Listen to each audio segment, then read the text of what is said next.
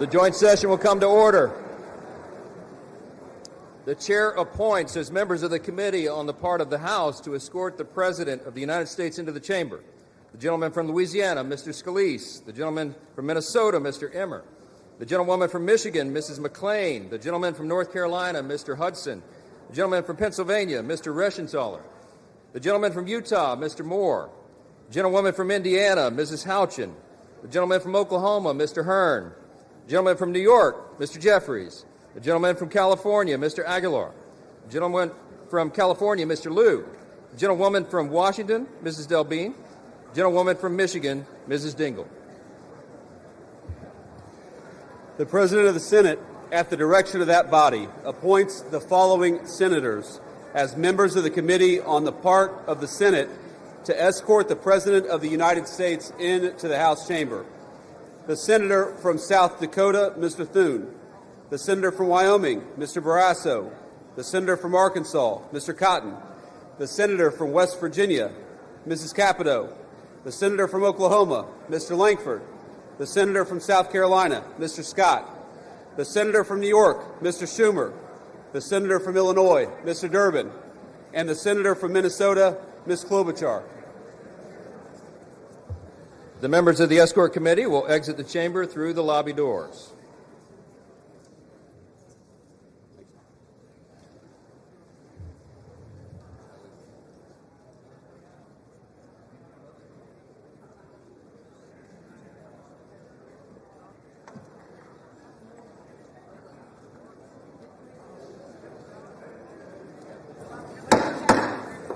Mr. Speaker, the Acting Dean of the Diplomatic Corps.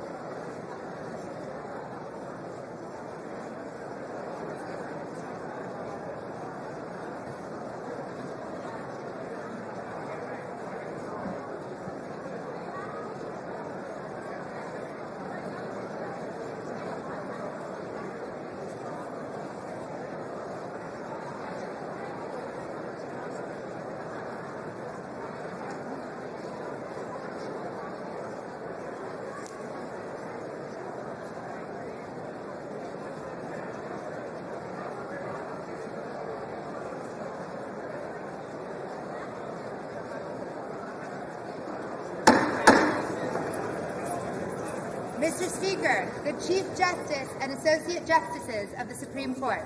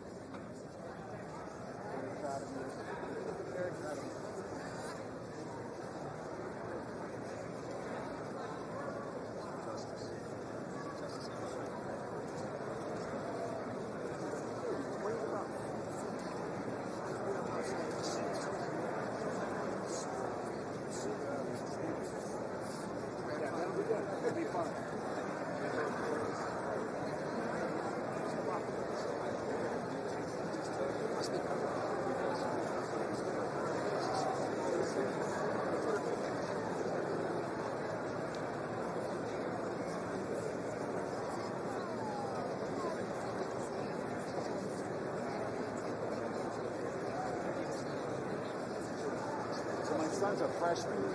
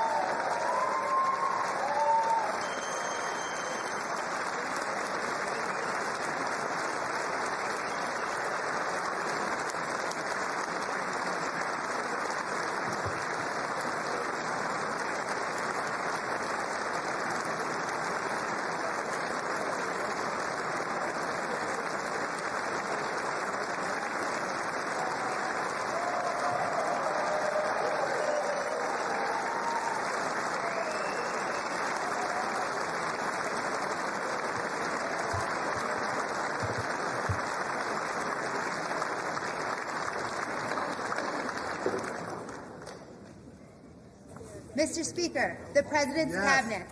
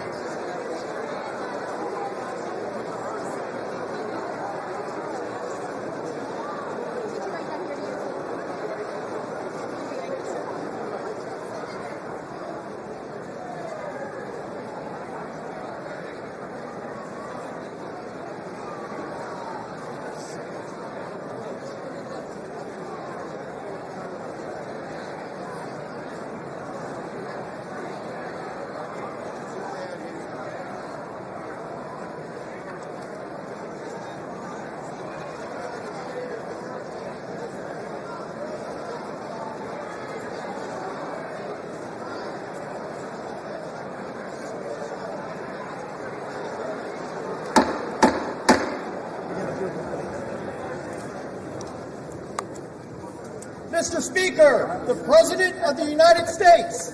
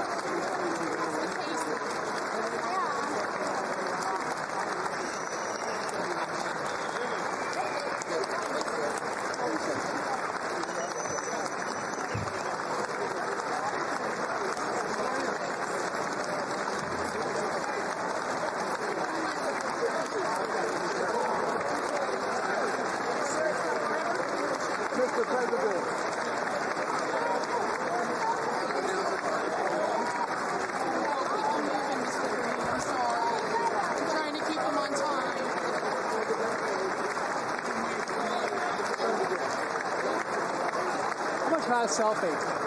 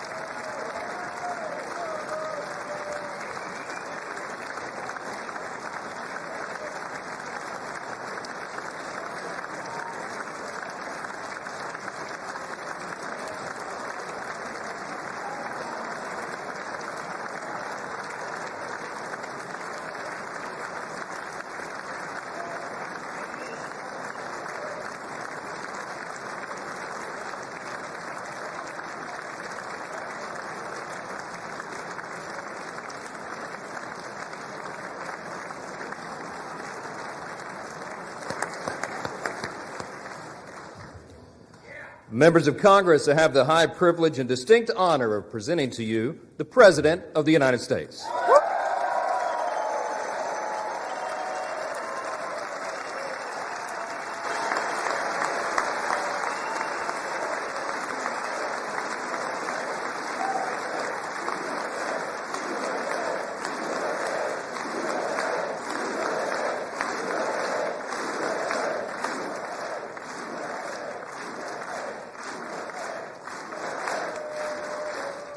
Well, thank you very much, everybody. It's really an honor.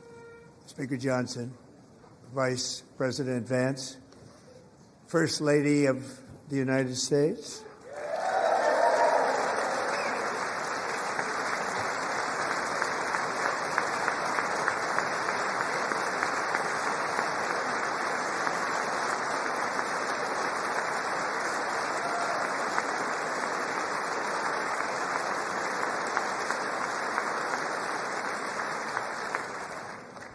Second Lady of the United States,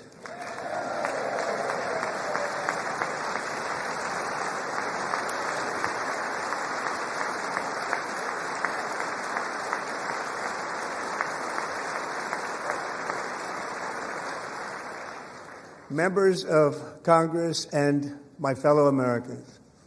Our nation is back, bigger, better, richer, and stronger than ever before.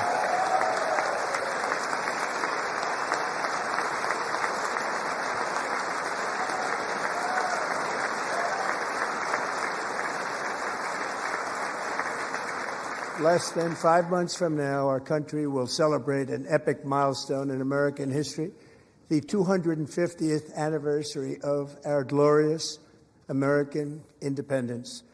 This July 4th, we will mark 2.5 centuries of liberty and triumph, progress and freedom in the most incredible and exceptional nation ever to exist on the face of the earth. And you've seen nothing yet. We're going to do better and better and better. This is the golden age of America.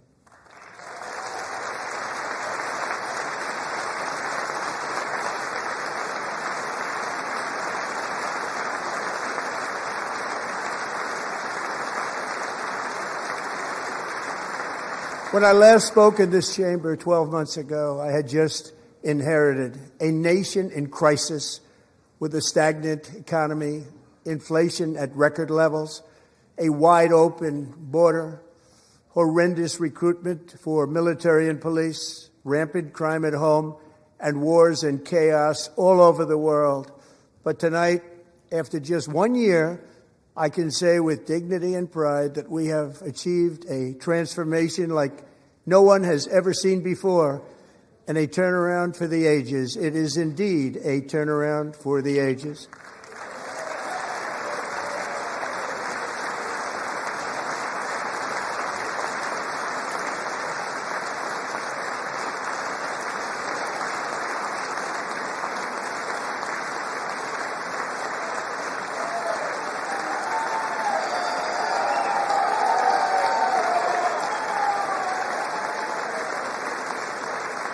And we will never go back to where we were just a very short time ago. We're not going back.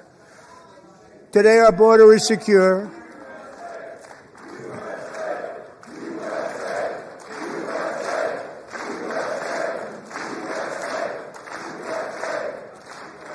Thank you. Today our border is secure. Our spirit is restored. Inflation is plummeting. Incomes are rising fast. The roaring economy is roaring like never before, and our enemies are scared. Our military and police are stacked, and America is respected again, perhaps like never before.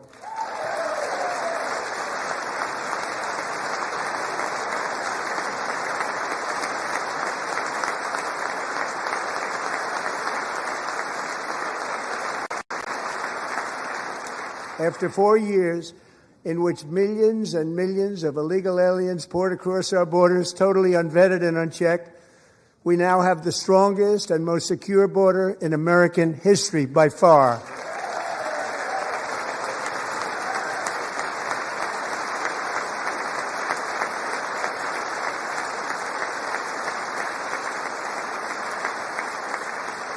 In the past 9 months, 0 illegal aliens have been admitted to the United States.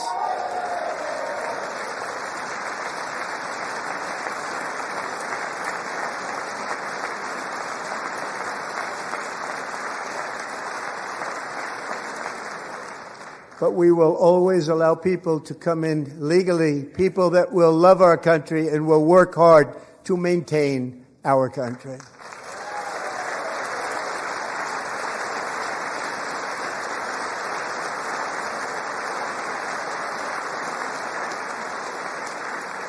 The flow of deadly fentanyl across our border is down by a record 56% in 1 year.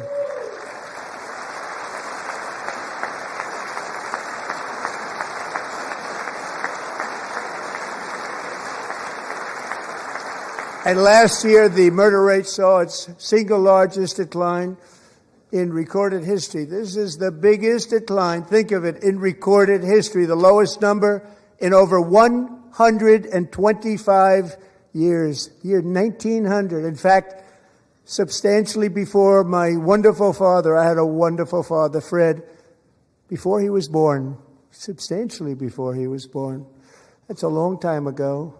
He wouldn't like me to say that, but that's a long time ago. The Biden administration and its allies in Congress gave us the worst inflation in the history of our country. But in 12 months, my administration has driven core inflation down to the lowest level in more than 5 years. And in the last 3 months of 2025, it was down to 1.7%.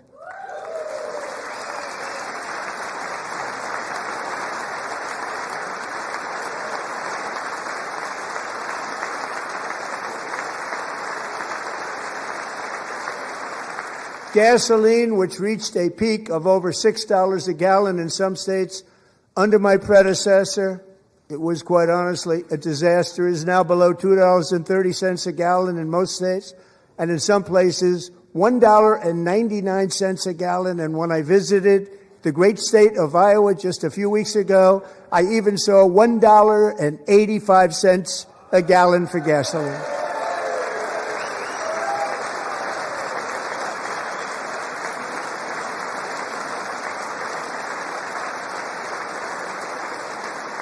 Mortgage rates are the lowest in 4 years and falling fast, and the annual cost of a typical new mortgage is down almost $5,000 just since I took office. 1 year. And low interest rates will solve the Biden-created housing problem while at the same time protecting the values of those people who already own a house that really feel rich for the first time in their lives. We want to protect those values. We want to keep those values up. We're going to do both. And we are going to keep it that way. The stock market has set 53 all-time record highs since the election. Think of that. 1 year. Boosting pensions, 401ks, and retirement accounts for the millions and millions of Americans. They're all gaining. Everybody's up, way up. In 4 long years, the last administration got less than $1 trillion in new investment in the United States. And when I say less, substantially less. In 12 months, I secured commitments for more than $18 trillion pouring in from all over the globe.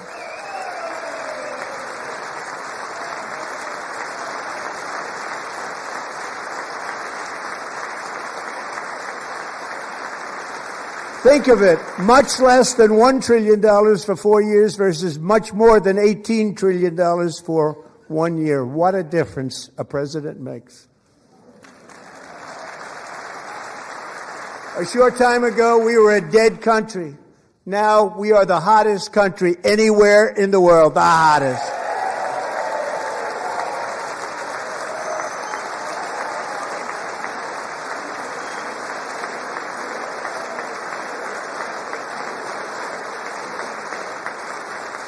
As thousands of new businesses are forming and factories, plants, and laboratories are being built, we have added 70,000 new construction jobs in just a very short period of time. It's getting bigger and bigger and stronger.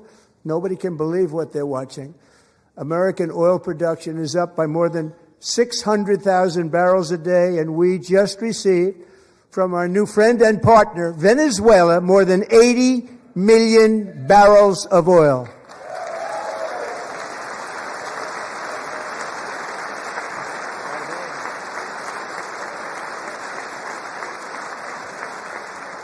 American natural gas production is at an all-time high because I kept my promise to drill, baby, drill.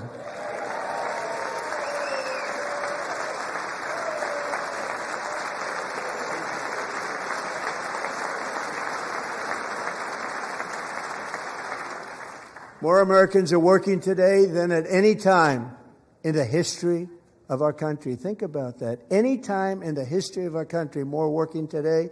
And 100% of all jobs created under my administration have been in the private sector.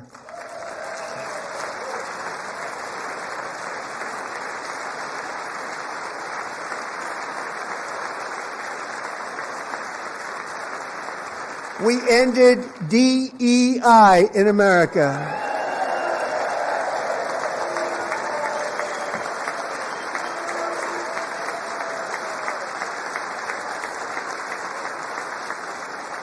We cut a record number of job-killing regulations, and in 1 year we have lifted 2.4 million Americans, a record, off of food stamps.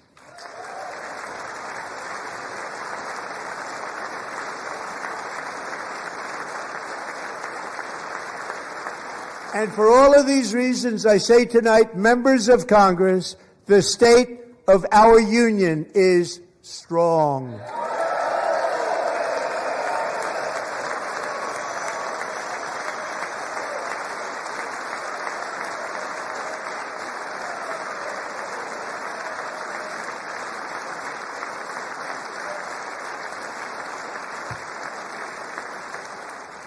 Our country is winning again. In fact, we're winning so much that we really don't know what to do about it. People are asking me, please, please, please, Mr. President, we're winning too much. We can't take it anymore. We're not used to winning in our country. Until you came along, we're just always losing, but now we're winning too much. And I say, no, no, no, you're going to win again. You're going to win big. You're going to win bigger than ever. And to prove that point, here with us tonight is a group of winners who just made the entire nation proud. The men's gold medal Olympic hockey team. Come on in.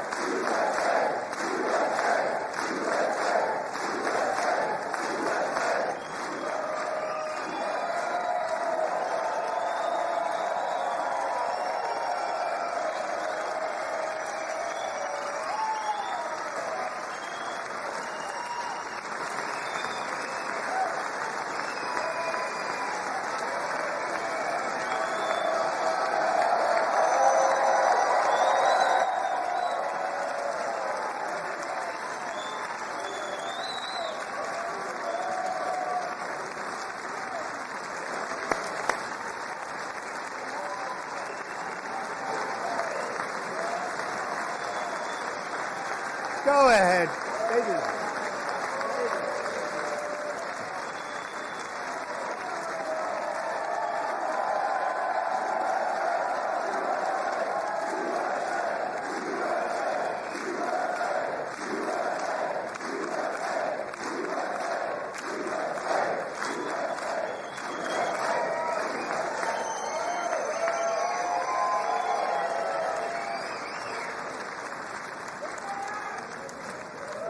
That's the first time I've ever seen them get up. And actually, not all of them did get up. But they beat a fantastic Canadian team in overtime, as everybody saw, as did the American women who will soon be coming to the White House.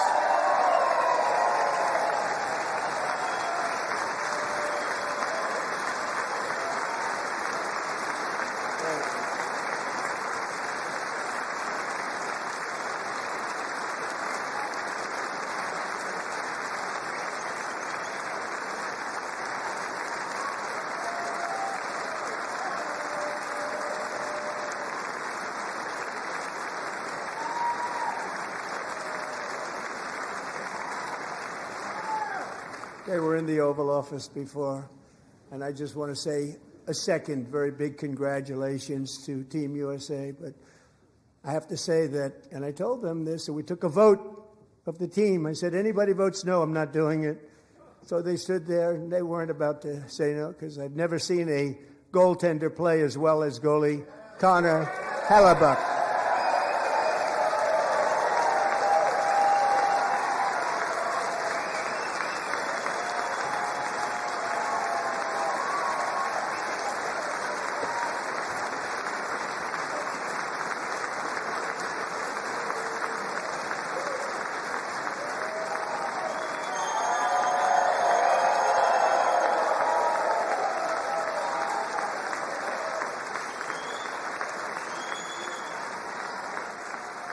Think of it, 46 shots on goal, and I asked him, the one shot, the one where you put your stick in the back and it hit the neck of your stick and bounced off, do you practice that, or was that a little lucky?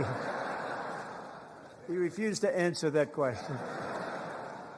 But I just want to tell you that the members of this great hockey squad will be very happy to hear, based on their vote and my vote, and in this case my vote was more important, that I will soon be presenting Connor with our highest civilian honor, which we will be given and which has been given to many athletes over the years. But when I say many, not too many, like 12, it's called the highest civilian honor in our country, the Presidential Medal of Freedom.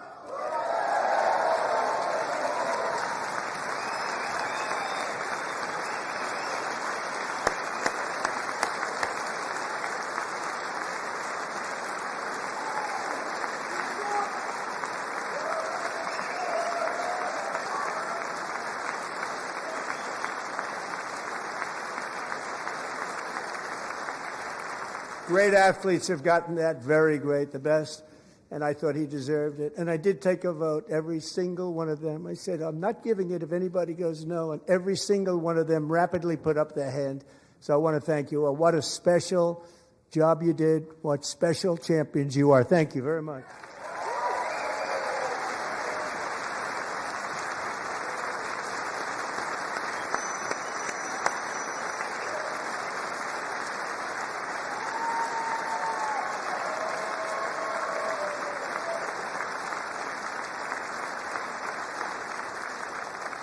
I'm also pleased to say that the next time the Olympic torch is lit, it will be here in America for the 2028 Olympics, and it's the summer version right in Los Angeles. We're going to do a good job in Los Angeles.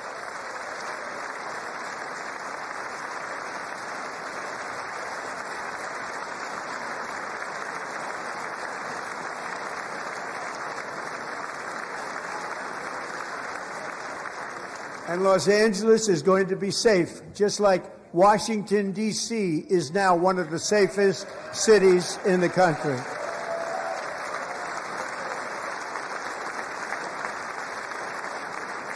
And this year, and I must say I got them both. I got them in my first term, and I was disappointed because I didn't think I'd be the president when this happened. But strange things took place. And now I've got them because I got the Olympics and I got the 2026 FIFA World Cup, and I wanted to claim the 250th, but I didn't get away with that one. I couldn't claim that one for myself. But we're getting the World Cup, so we have the World Cup and the Olympics coming, and that is exciting news.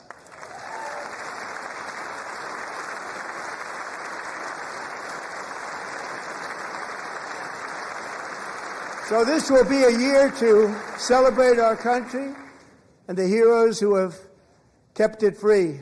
Men like Buddy Taggart. At age 17, Buddy volunteered to defend America in World War II, serving in the Pacific under the great General Douglas MacArthur. He fought bravely in the famous Battle of Manila, worked so hard. He was badly wounded and almost killed by enemy machine guns in Luzon. And 81 years ago this month, he liberated the largest internment camp in the Philippines, one of the largest anywhere in the world. But he earned many honors, including a Purple Heart and a Bronze Star, came home, started a family, and tonight he is in the gallery looking forward to July 4th, 2026, his 100th birthday.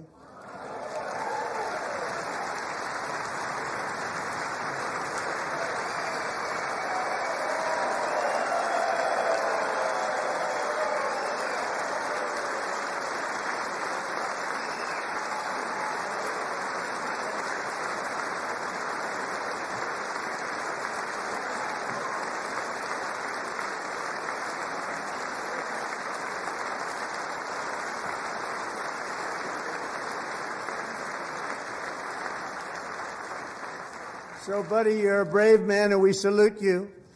Even in times of challenge, setback, and immense heartache, the spirit of 1776 has always shone through very brightly. It was July 4th of last year when floodwaters tore through a girls' summer camp in Central Texas, one of the worst things I've ever seen. I was there, rising 26 feet in the matter of minutes, tragically claiming many, many lives. You all remember that one. As the waters threatened to sweep her away, 11-year-old Millie Kate McClelland closed her eyes and prayed to God. She thought she was going to die. Those prayers were answered when Coast Guard rescue swimmer Scott Ruskin descended from a helicopter above. Nobody knew where he came from. It was Scott's first ever rescue mission, a young guy, but very brave, very, very top, always top in his class. And he lifted not just Millie Kate, but 164 others to safety.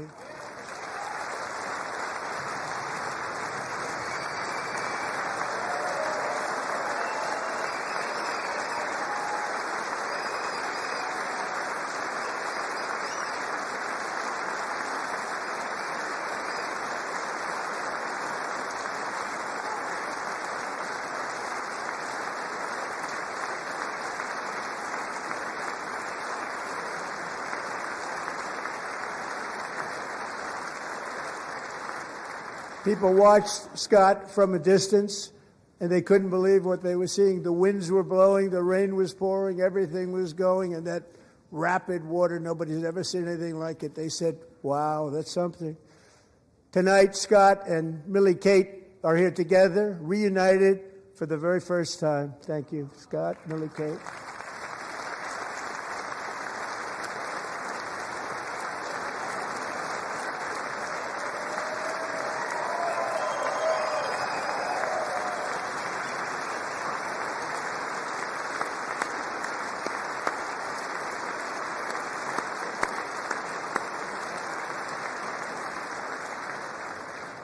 And Petty Officer Ruskin, I'm pleased to inform you that I am now awarding you the Legion of Merit for extraordinary heroism, which is what it was, extraordinary heroism. Thank you.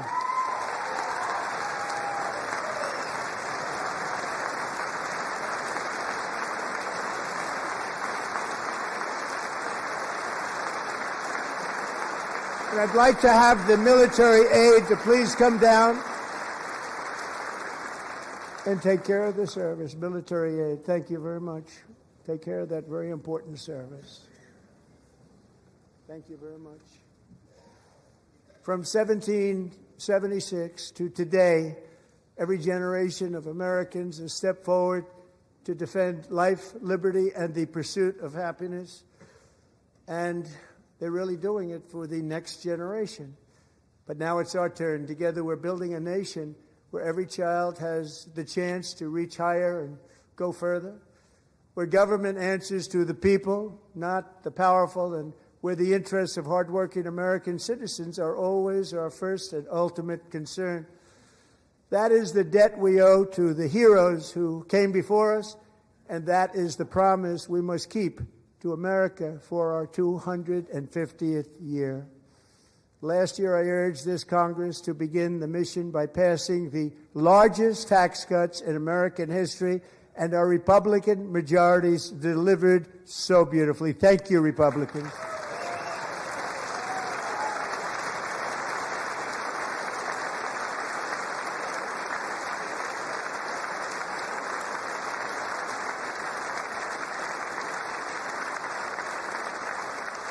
All Democrats, every single one of them, voted against these really important and very necessary massive tax cuts.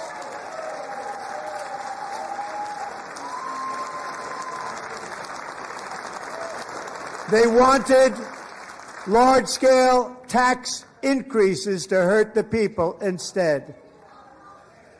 But we held strong, and with the great, big, beautiful bill, we gave you no tax on tips, no tax on overtime, and no tax on Social Security for our great seniors.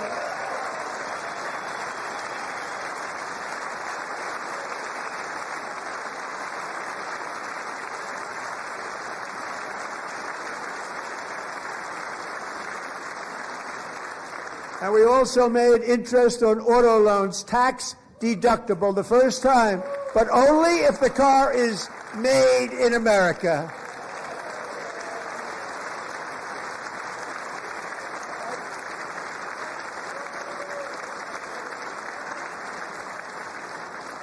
Recently in Pennsylvania, I met Megan Hemhauser, a devoted mom who's homeschools her children, beautiful, 2 children, during the day while waiting tables at night as her husband works overtime operating very heavy equipment. Megan is here this evening, and she's happy to tell you that she is so much richer because with no tax on tips, no tax on overtime, and our expanded child tax credit done again by Republicans, Megan and her husband will take home more than $5,000 extra just for the year, cutting her tax bill in more than half.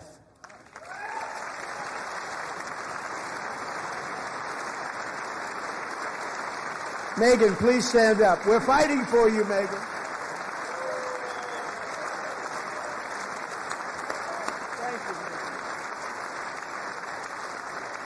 Thank you, Megan. We're fighting for you, Megan. Under our bill, parents like Megan can also activate their children's brand new Trump accounts. And I didn't name it. I did not name that.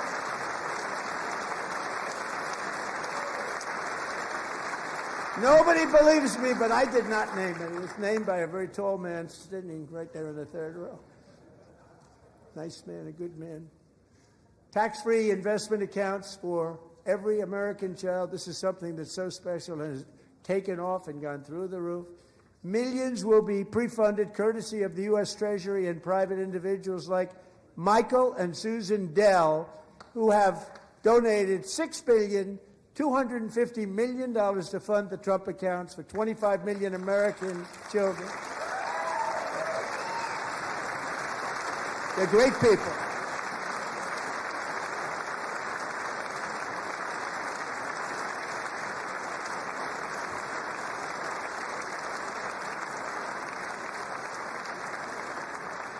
When I asked Michael Dell, how do you make all that money? He said, well, I just sat on my dorm in school, and I made computers, and I'd sell them to people. And I just kept selling and selling and selling, and pretty amazing story. That's called the American dream. He sold a lot of computers, a lot of those laptops, so I congratulate him on that, but I really thank him and Susan, as well as others like Brad Gerstner, a very tremendous guy. He was behind it right from the beginning. Brad Gerstner. Thank you, Brad.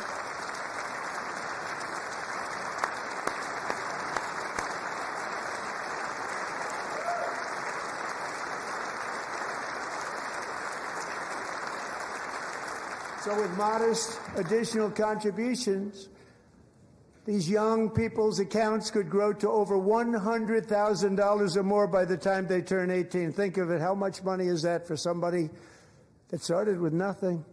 Over 100,000, could be much more than that. To make this investment in our children's future, go to TrumpAccounts.gov. TrumpAccounts.gov. And a lot of people are doing it. It's setting every record in the book. It's popular. They knew what it was going to take. I'm so proud of them. I'm so proud of the people that got it started. And now it's just taken off. One of the primary reasons for our country's stunning economic turnaround, the biggest in history, where the Dow Jones broke 50,000 4 years ahead of schedule, and the S&P hit 7,000, where it wasn't supposed to do it for many years, were tariffs. I used these tariffs, took in hundreds of billions of dollars to make great deals for our country, both economically and on a national security basis. Everything was working well. Countries that were ripping us off for decades are now paying us hundreds of billions of dollars. They were ripping us so badly, you all know that. Everybody knows it. Even the Democrats know it. They just don't want to say it. And yet these countries are now happy, and so are we. We made deals. The deals are all done. And they're happy. They're not making money like they used to, but we're making a lot of money. There was no inflation, tremendous growth, and the big story was how Donald Trump called the economy correctly, and 22 Nobel Prize winners in economics didn't. They got it totally wrong. They got it really wrong. And then just 4 days ago, an unfortunate ruling from the United States Supreme Court. It just came down. It came down. Very unfortunate ruling. But the good news is that almost all countries and corporations want to keep the deal that they already made, right, Scott? Knowing that the legal power that I, as president, have to make a new deal could be far worse for them, and therefore they will continue to work along the same successful path that we had negotiated before the Supreme Court's unfortunate involvement. So despite the disappointing ruling, these powerful country-saving, it's saving our country, the kind of money we're taking in, peace-protecting. Many of the wars I settled was because of the threat of tariffs. I wouldn't have been able to settle them without. Will remain in place under fully approved and tested alternative legal statutes. And they have been tested for a long time. They're a little more complex, but they're actually probably better, leading to a solution that will be even stronger than before. Congressional action will not be necessary. It's already time-tested and approved. And as time goes by, I believe the tariffs paid for by foreign countries will, like in the past, substantially replace the modern-day system of income tax, taking a great financial burden off the people that I love.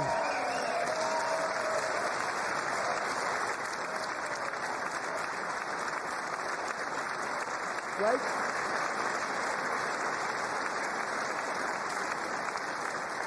Moving forward, factories, jobs, investment, and trillions of dollars will continue pouring into the United States of America because we finally have a president who puts America first. I put America first. I love America.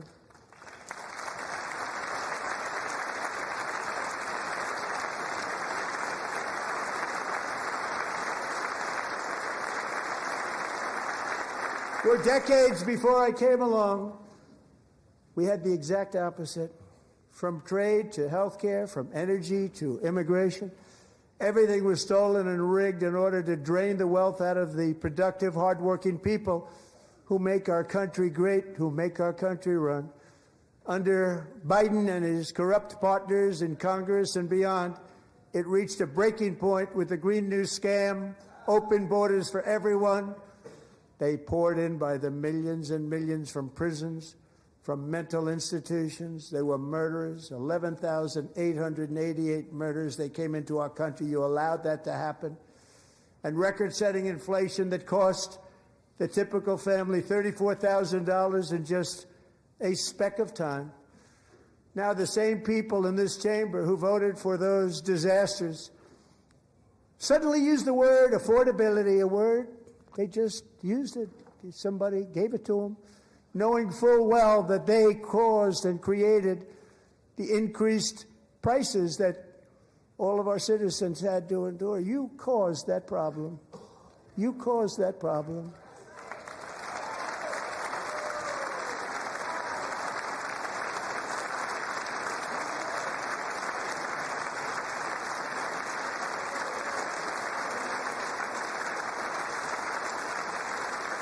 They knew their statements were a lie. They knew it. They knew their statements were a dirty, rotten lie. Their policies created the high prices. Our policies are rapidly ending them. We are doing really well. Those prices are plummeting downward.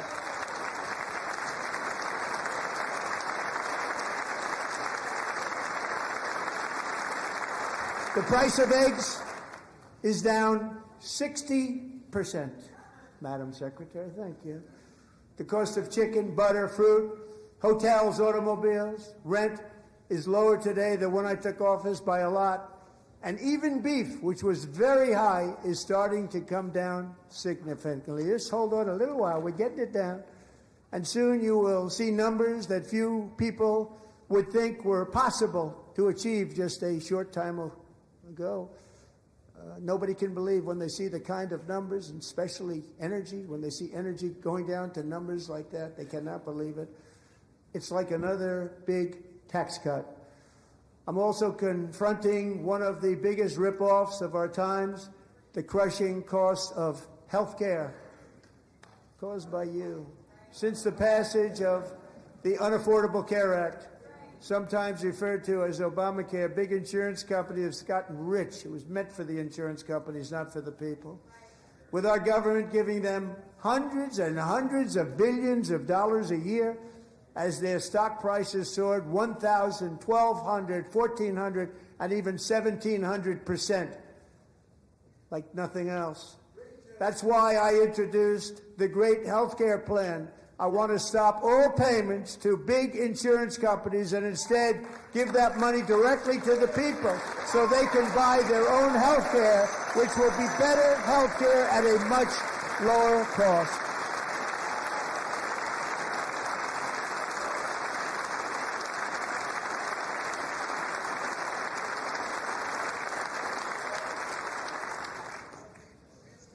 In addition, my plan requires maximum price transparency. That's a big deal. Sounds so simple, so big. And I did that in my first term, and the Democrats immediately terminated it with full knowledge that they were doing a very bad thing for the people. Costs are going to go way up, and that's what happened, and now I'm bringing them way down on health care and everything else.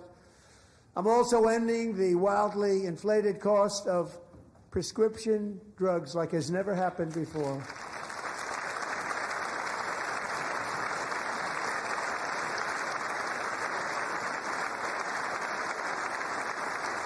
Other presidents tried to do it, but they never could. They tried. Most didn't try, actually. But they tried. They said they tried. They couldn't do it. They didn't even come close. They were all talk and no action. But I got it done. Under my just enacted most favored nation agreements, Americans who have for decades paid by far the highest prices of any nation anywhere in the world for prescription drugs will now pay the lowest price anywhere in the world for drugs. Anywhere. The lowest price.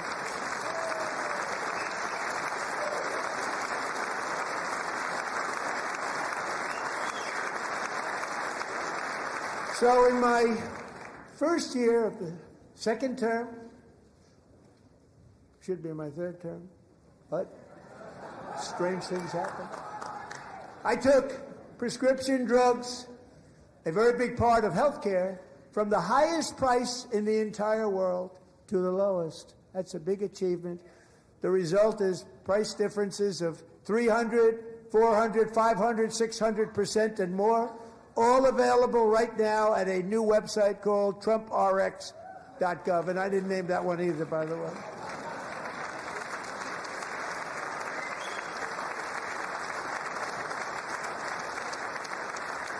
And here tonight is the very first customer ever to get that big discount, and it is big, Catherine Rayner. For 5 years, she and her husband have struggled with infertility, and they turned to IVF. One drug has been costing Catherine $4,000 to purchase, but a few weeks ago, she logged onto the TrumpRx website and got that same drug that cost $4,000, got it for under $500. A reduction of much more, actually, than $3,500.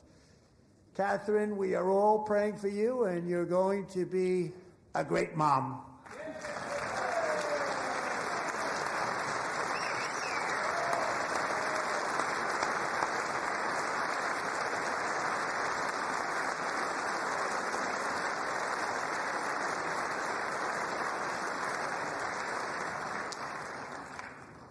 So now I'm calling on Congress to codify my most favored nation program into law. Now, the one thing, I'm not sure it matters because it's going to be very hard for somebody that comes along after me to say, let's raise drug prices by 700 or 800%.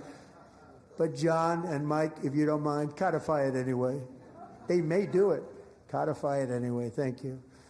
Many Americans are also concerned that energy demand from AI data centers could unfairly drive up their electric utility bills. Tonight, I'm pleased to announce that I have negotiated the new Ratepayer Protection Pledge. You know what that is? We're telling the major tech companies that they have the obligation to provide for their own power needs. They can build their own power plants as part of their factory so that no one's prices will go up. And in many cases, prices of electricity will go down for the community and very substantially down. This is a unique strategy never used in this country before. We have an old grid. It could never handle the kind of numbers, the amount of electricity that's needed. So I'm telling them they can build their own plant. They're going to produce their own electricity. It will ensure the company's ability to get electricity while at the same time lowering prices of electricity for you, and could be very substantial for all of you cities and towns. You're going to see some good things happen over the next number of years. Another pillar of the American dream that has been under attack is home ownership. With us tonight is Rachel Wiggins, a mom of two from Houston. She placed bids on 20 homes and lost all of those bids to gigantic investment firms that bypassed inspection, paid all cash, and turned those houses into rentals, stealing away her American dream. She was devastated. Stories like this are why last month I signed executive order to ban large Wall Street investment firms from buying up in the thousands single-family homes.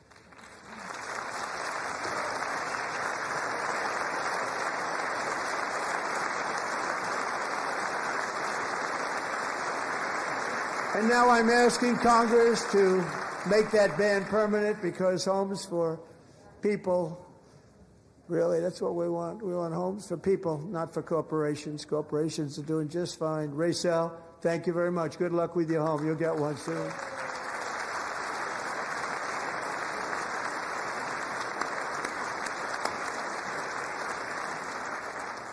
We're also working to make it easier for Americans to save for retirement. And under this administration, we will always protect Social Security and Medicare. They are not protecting it for our seniors. We will always protect Social Security, Medicare, Medicaid.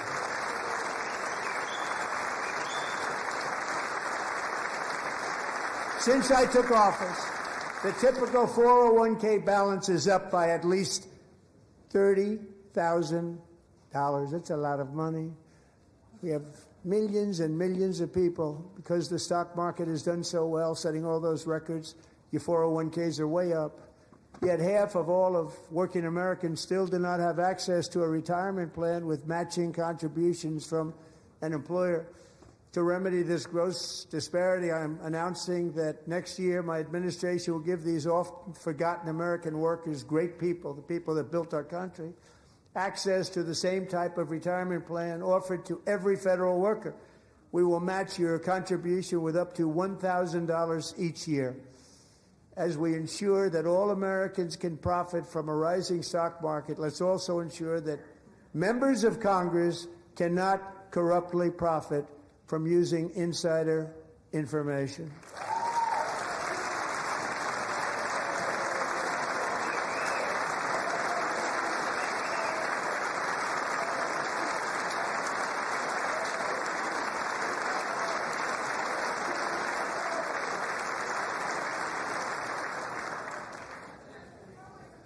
They stood up for that. I can't believe it. I can't believe it. Did Nancy Pelosi stand up if she's here? Doubt it. Pass the Stop Insider Trading Act without delay.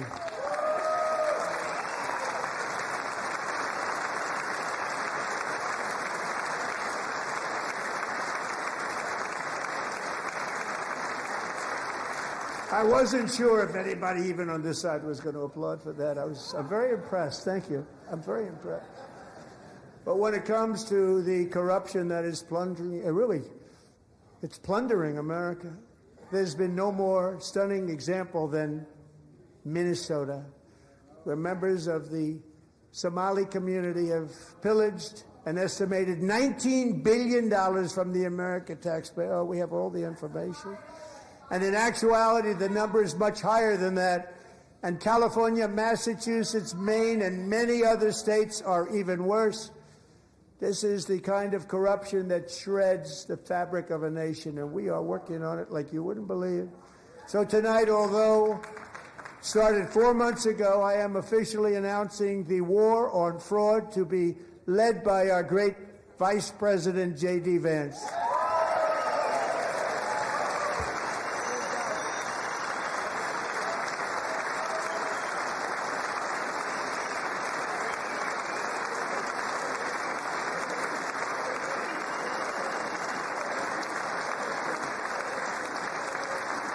We'll get it done. And if we're able to find enough of that fraud, we will actually have a balanced budget overnight. It'll go very quickly. That's the kind of money you're talking about. We'll balance our budget.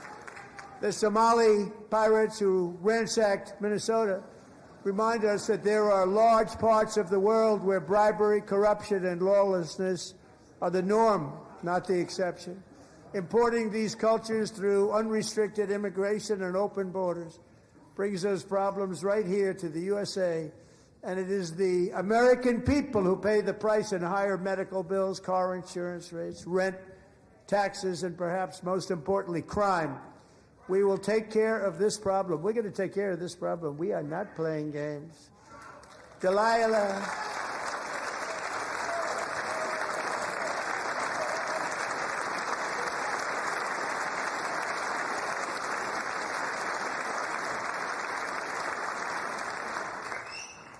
Delilah Coleman was only 5 years old in June 2024 when a 18-wheel tractor trailer plowed into her stopped car traveling at 60 miles an hour or more.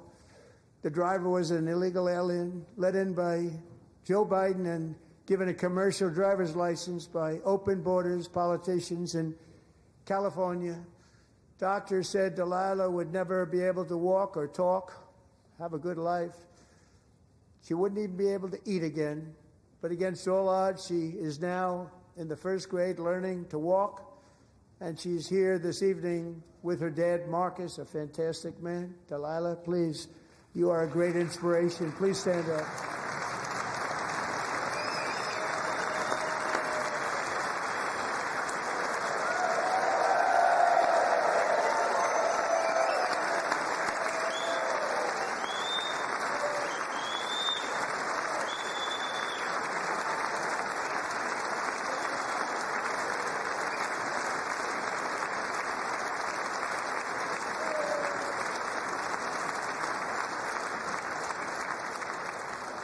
Thank you, Delilah.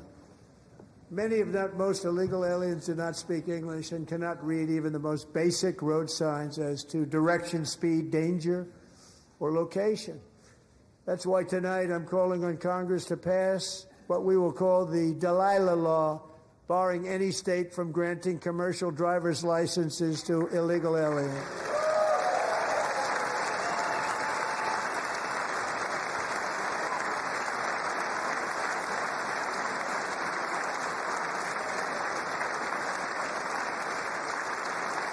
And yesterday, as you probably saw at the White House, I hosted a ceremony with Americans who lost their treasured loved ones to the scourge of illegal immigration. People came into our country, how we allowed this to happen with our open borders.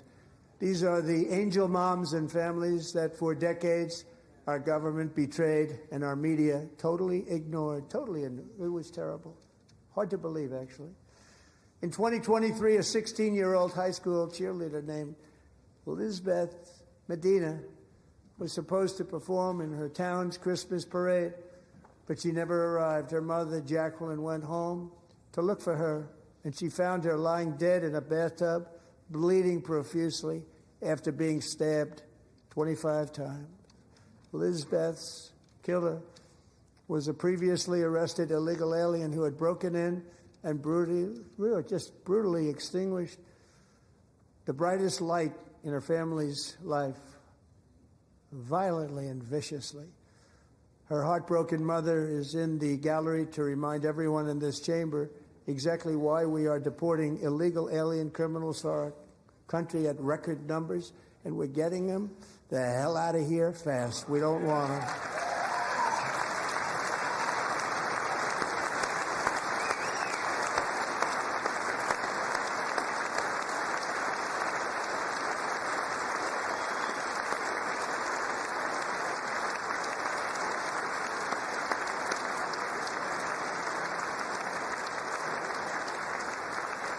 Thank you very much, Jacqueline. Thank you.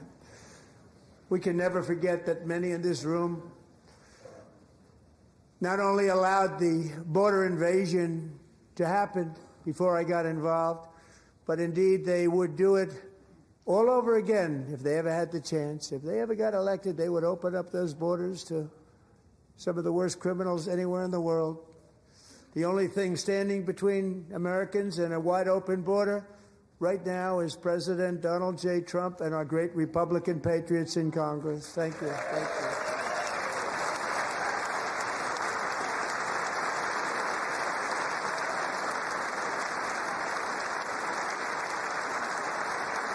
As we speak, Democrats in this chamber have cut off all funding for the Department of Homeland Security. It's all cut off.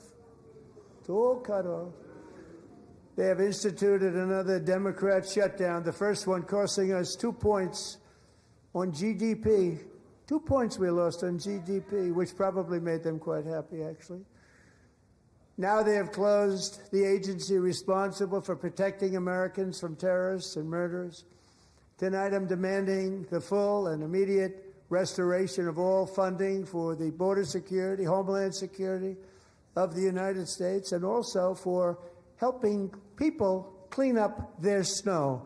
We have no money because of the Democrats, and it would be nice. We'd love to give you a hand at cleaning it up, but you give no money. Nobody's getting paid. It's a shame. So you have to think about it. We have, in case you didn't know, a pretty large snowstorm out there. One of the great things about the State of the Union is how it gives Americans a chance to see clearly what their representatives really believe.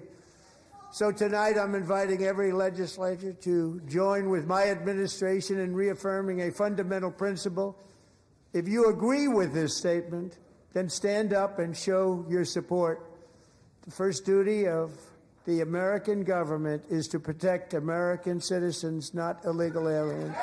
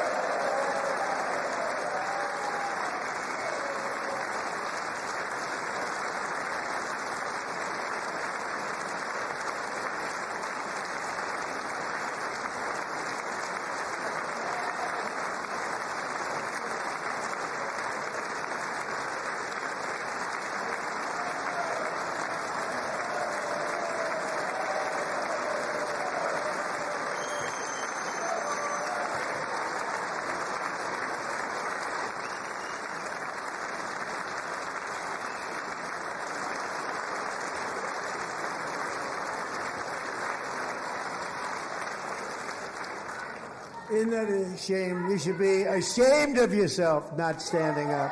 You should be ashamed of yourself. That is why I'm also asking you to end deadly sanctuary cities that protect the criminals and enact serious penalties for public officials who block the removal of criminal aliens. In many cases, drug lords, murderers all over our country, they're blocking the removal of these people out of our country, and you should be ashamed of yourself.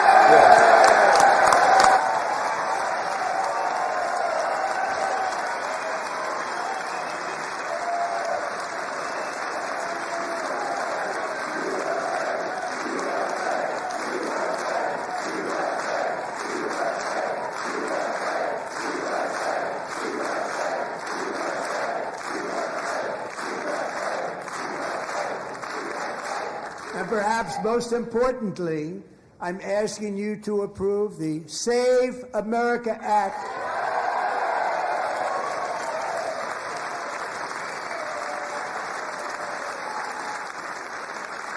To stop illegal aliens and others who are unpermitted persons from voting in our sacred American elections. The cheating is rampant in our elections. It's rampant. It's very simple. All voters must show voter ID.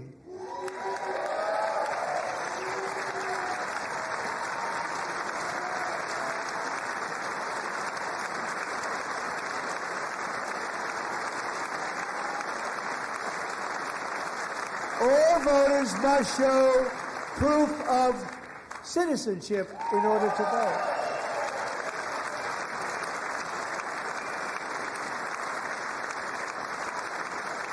And no more crooked mail-in ballots except for illness, disability, military, or travel. None. And this should be an easy one. And by the way, it's polling at 89%, including Democrats. 89%.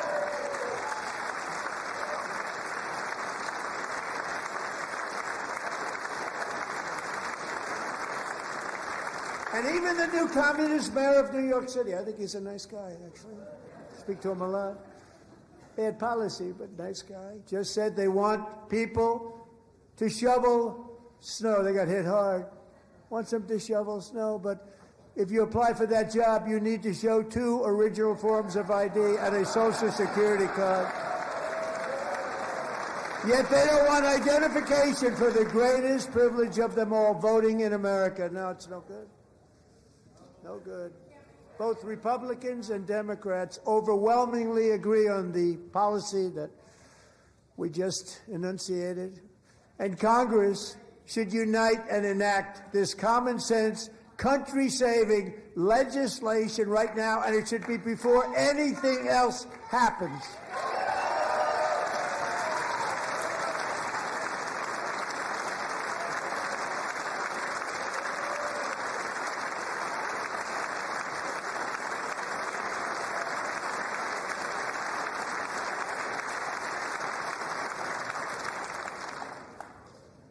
And the reason they don't want to do it, why would anybody not want voter ID? One reason, because they want to cheat. There's only one reason.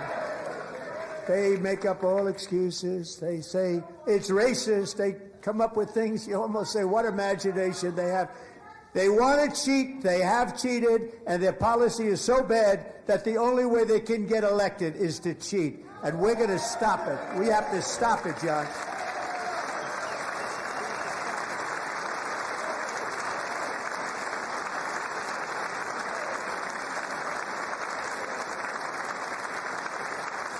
And here is one more opportunity to show common sense in government.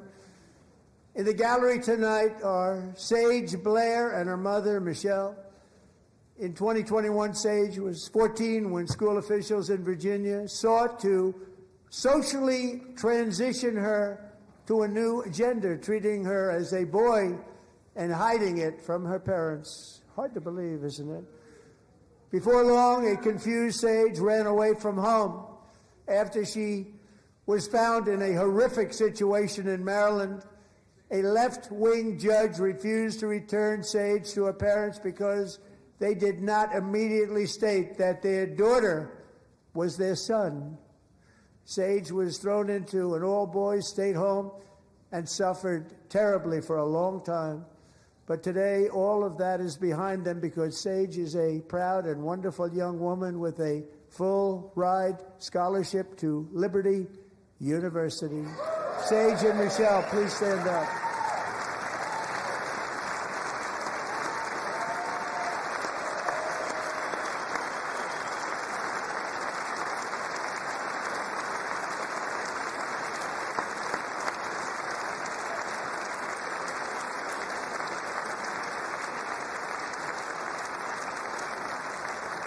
And thank you for your great bravery. And who can believe that we're even speaking about things like this? 15 years ago, if somebody was up here and said that, they'd say, what's wrong with him? But now we have to say it because it's going on all over numerous states without even telling the parents. But surely we can all agree no state can be allowed to rip children from their parents' arms and transition them to a new gender against the parents' will. Who would believe that we're even talking about this? We must ban it, and we must ban it immediately.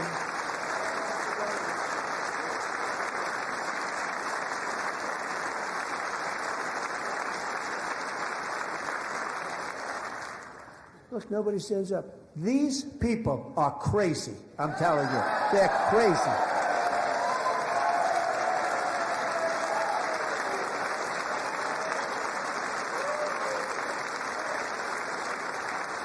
Amazing. 7. Boy, oh boy. We're lucky we have a country. With people like this, Democrats are destroying our country, but we've stopped it just in the nick of time, didn't we?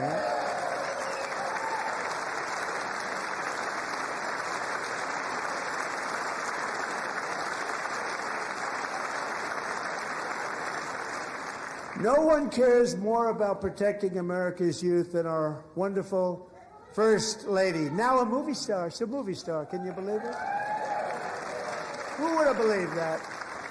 Over the past year, she has had an incredible impact championing AI legislation, advancing a landmark executive order on foster care, and helping secure $30 million to launch the Melania Trump Foster Youth to Independence Initiative. It's really a tremendous thing that happened and had a lot of bipartisan support.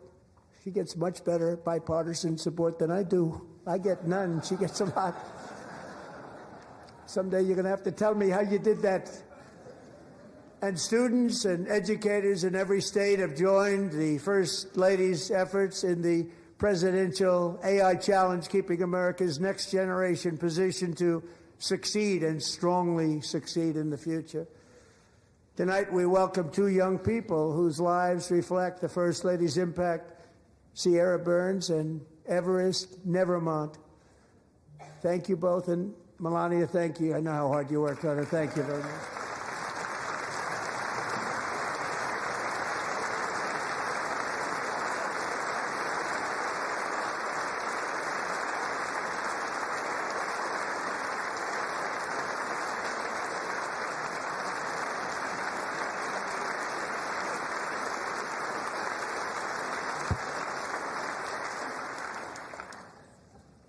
I'm very proud to say that during my time in office, both the first 4 years and in particular this last year, there has been a tremendous renewal in religion, faith, Christianity, and belief in God. Tremendous renewal.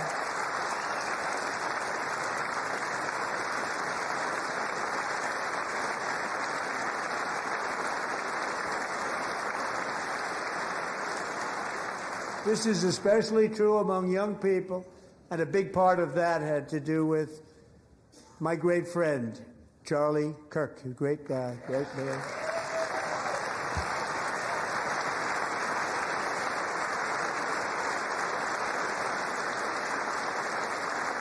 So last year, Charlie was violently murdered by an assassin and martyred, really martyred for his beliefs. His wonderful wife, Erica, is with us tonight. Erica, please stand.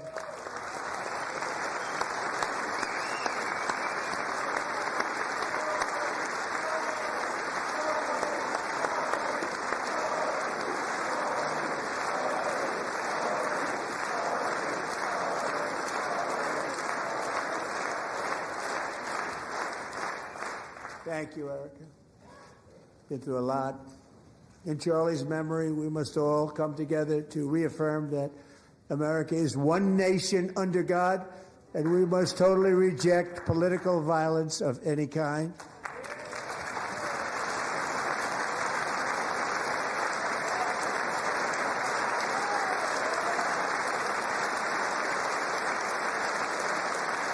We love religion, and we love bringing it back, and it's coming back at levels that nobody actually thought possible. It's really a beautiful thing to see. Above all, unleashing America's promise requires keeping our communities safe. We have made incredible strides, yet dangerous repeat offenders continue to be released by pro-crime Democrat politicians again and again. We are honored to be joined tonight by a woman who's been through hell, Anya Zarutska. In 2022, she and her beautiful daughter, so beautiful, what a beautiful young woman, Irina, fled war-torn Ukraine to live with relatives near Charlotte, North Carolina. And by the way, what's going on with Charlotte? Last summer, 23-year-old Irina was riding home on the train when a deranged monster who had been arrested over a dozen times and was released through no cash bail, stood up and viciously slashed a knife through her neck and body. No one will ever forget. There were people on that train. No one will ever forget the expression of terror on Irina's face as she looked up at her attacker in the last seconds of her life. She died instantly. She had escaped a brutal war only to be slain by a hardened criminal set free to kill in America came in through open borders. Mrs. Zaretsky, tonight I promise you we will ensure justice for your magnificent daughter, Irina.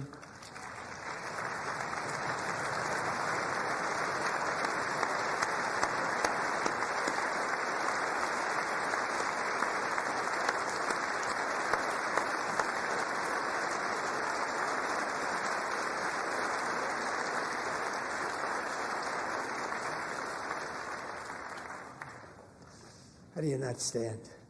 How do you not stand? I'm asking this Congress to pass tough legislation to ensure that violent and dangerous repeat offenders are put behind bars, and importantly, that they stay there.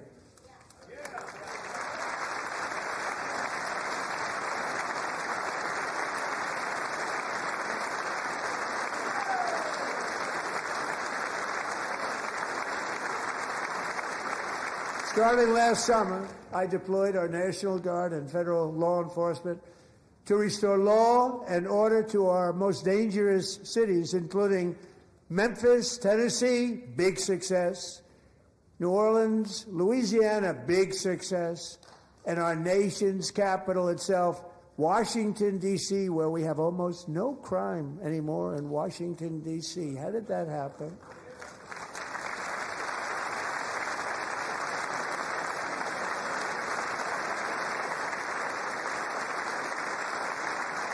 In fact, crime in Washington is now at the lowest level ever recorded, and murders in D.C. this January were down close to 100% from a year ago.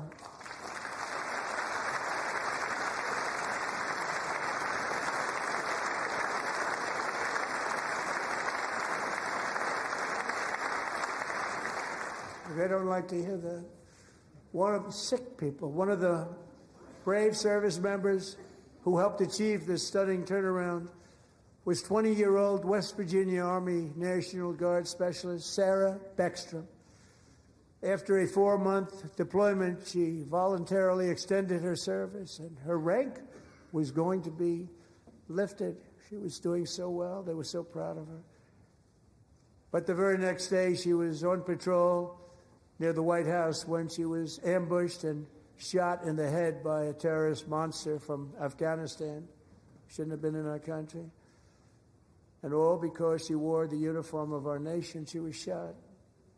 He traveled here because he didn't like people wearing our uniform. He was sick and deranged. Shouldn't have been in our country.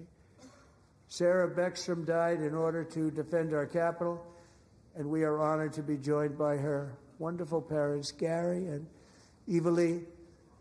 Your daughter was a true American patriot, and she will be greatly missed. She was a great person. I saw reports on her that never seen anything like her.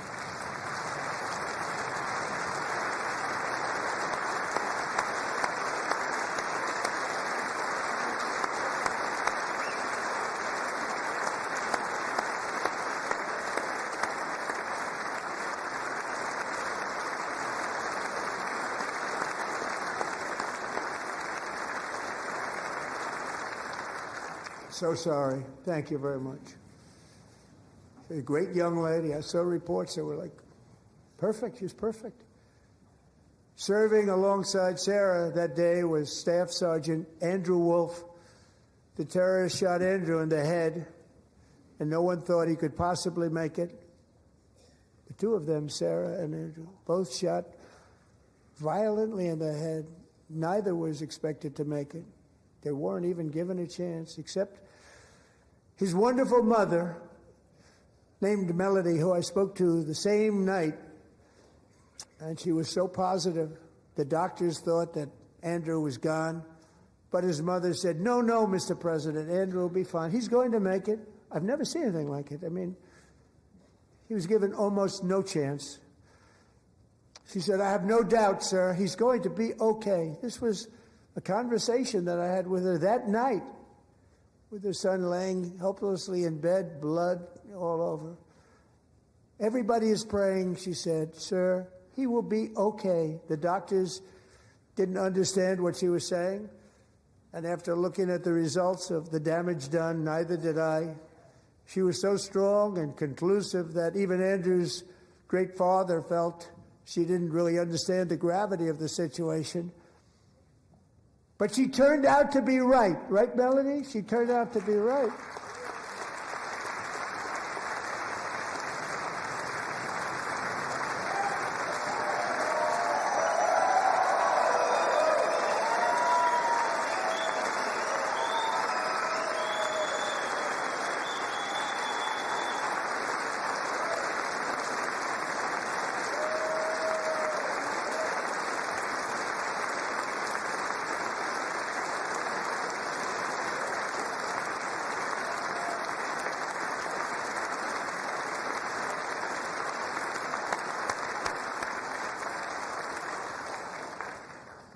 Amazing, actually.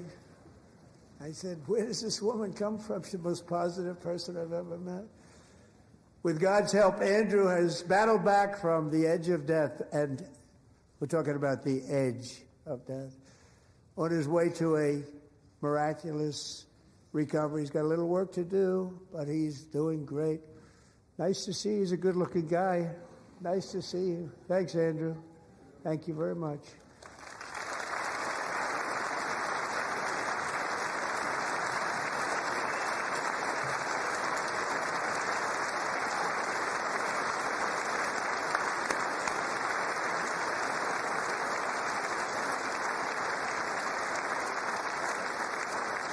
So, Andrew, while you're up, now I'm going to ask a highly respected General James Seward to present Staff Sergeant Andrew Wolf and the great family of Sarah Beckstrom with the award created by our late, great President George Washington himself. It's called the Purple Heart.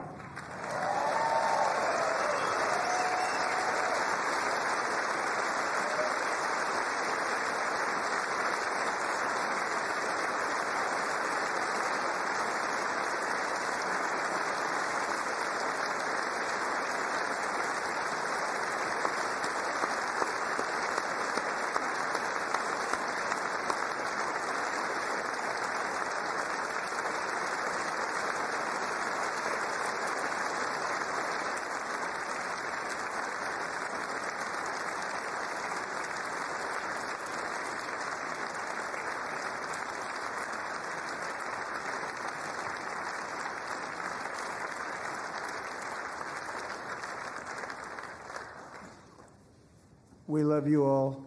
Love you. We're proudly restoring safety for Americans at home, and we are also restoring security for Americans abroad. Our country has never been stronger. My first 10 months, I ended 8 wars, including Cambodia. Isn't it funny? Sick people.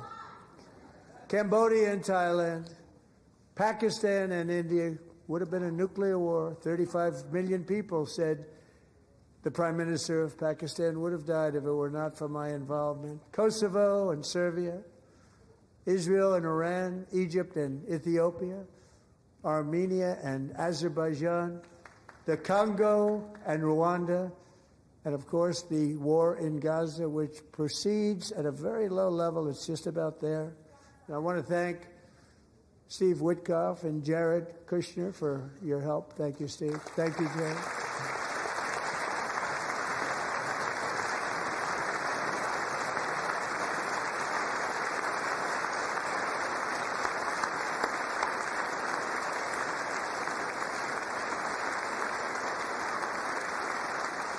And I also want to thank the man they report to, Secretary of State Marco Rubio. Thank you, Marco.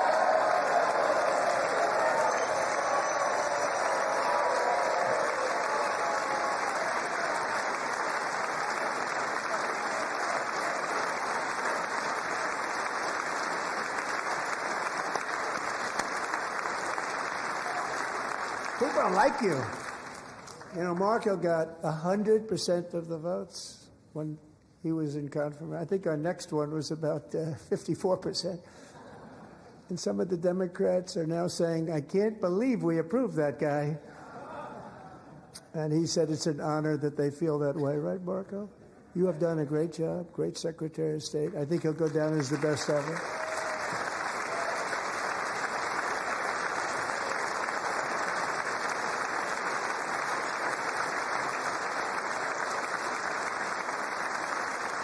Under the ceasefire I negotiated, every single hostage, both living and dead, has been returned home. Can you believe that?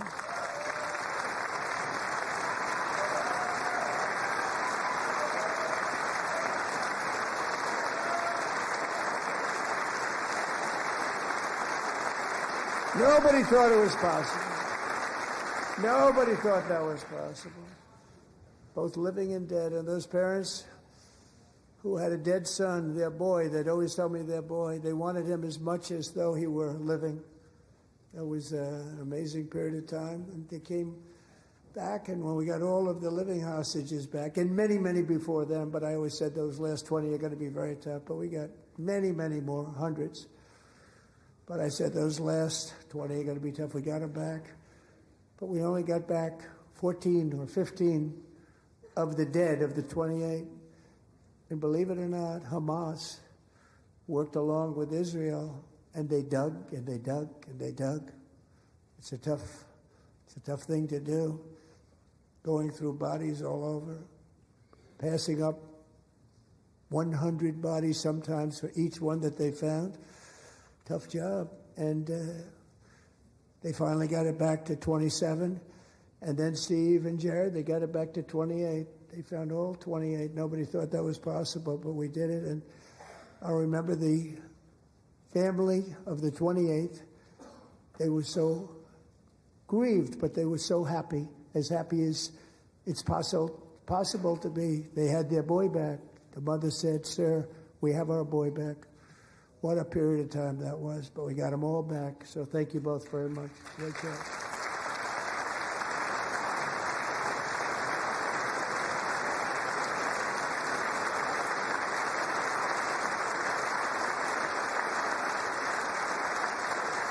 And we're working very hard to end the ninth war, the killing and slaughter between Russia and Ukraine, where 25,000 soldiers are dying each and every month. Think of that, 25,000 soldiers are dying a month.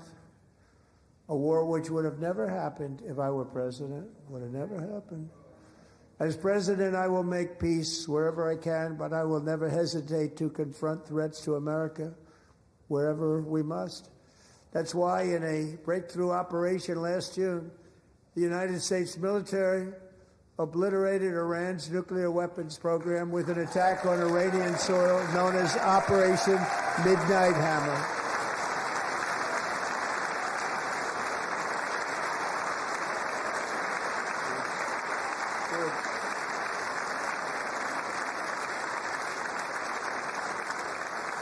For decades, it had been the policy of the United States never to allow Iran to obtain a nuclear weapon. Many decades. Since they seized control of that proud nation 47 years ago, the regime and its murderous proxies have spread nothing but terrorism and death and hate. They've killed and maimed thousands of American service members and hundreds of thousands and even millions of people with what's called roadside bombs. They were the kings of the roadside bomb. And we took out Soleimani. I did that during my first term. Had a huge impact. He was the father of the roadside bomb.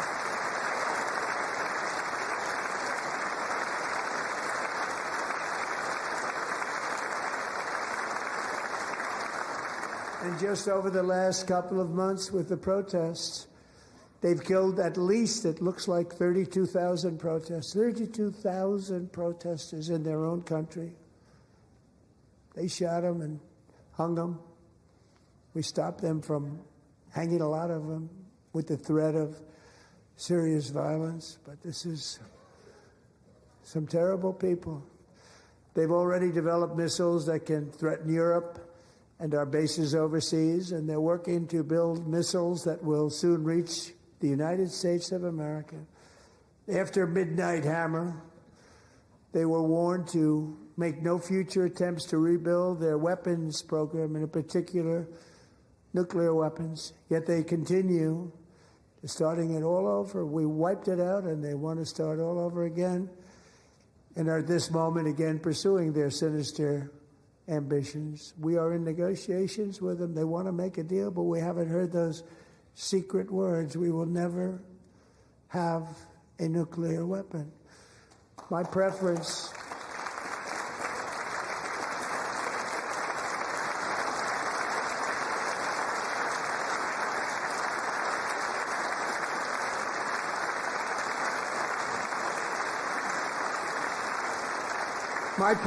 is to solve this problem through diplomacy. But one thing is certain, I will never allow the world's #1 sponsor of terror, which they are by far, to have a nuclear weapon. Can't let that happen.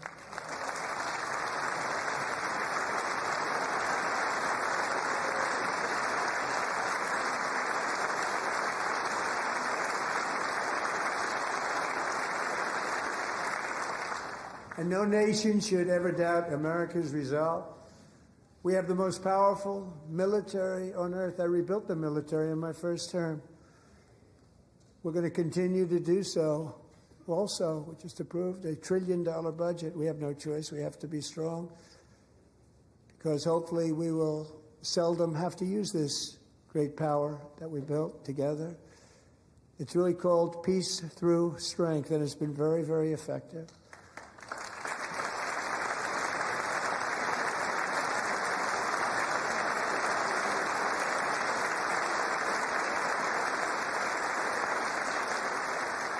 So thanks to Republicans in Congress, we're investing that record number of dollars, have no choice, in the United States Armed Forces. Also creating a lot of jobs, but we're not even doing it for that reason. Because as I said, we have more jobs, more people working today than ever before in the history of our country. And NATO countries are friends and allies. They are. They're our friends and they're our allies, have just agreed at my very strong request to pay 5% of GDP for military defense rather than the 2%, which they weren't paying. We were paying for almost all of NATO. Now they're paying 5 as opposed to not paying 2.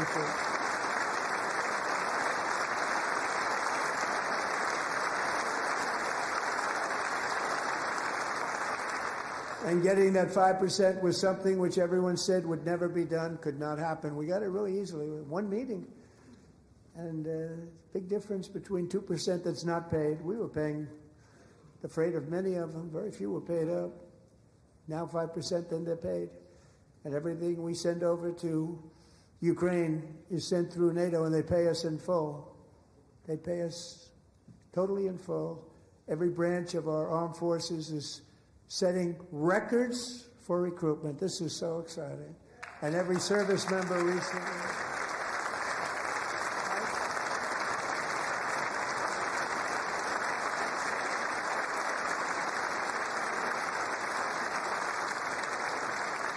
And every service member recently received a warrior dividend of $1,776.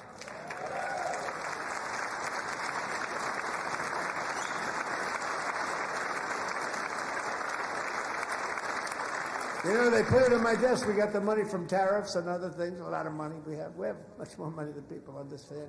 Have to rebuild that program a little bit, but it won't take long. But we got the money, and it was $1,775, and they wanted my approval. And I said, what's the number? $1,775. I said, wait a minute. For $1 more, we can have $1,776. It's going to... I said, we're going to figure that. I never asked anybody if we could afford it. $1 more. I said, $1,776. And I said, that's good. And I'll tell you what, our military, that was 4 months ago, our military, I never see a person in the military that doesn't thank me for it, so we're honored to do it. They deserve it. And we call it 1776. It was great. And we love our military. We love our law enforcement. We love our firemen. You know, the firemen don't get mentioned enough. We love our firemen. We're also...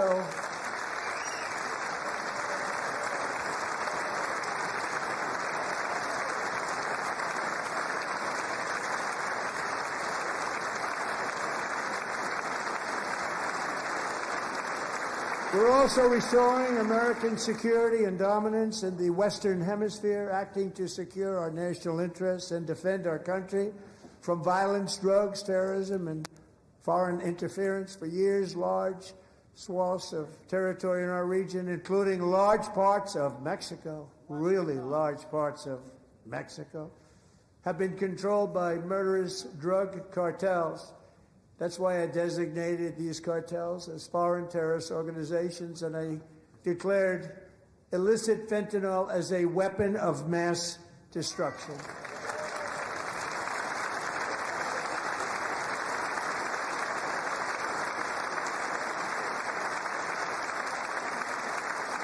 And with our new military campaign, we have stopped record amounts of drugs coming into our country and virtually stopped it completely coming in by water or sea. You probably noticed that. We very seriously damaged their fishing industry also. Nobody wants to go fishing anymore.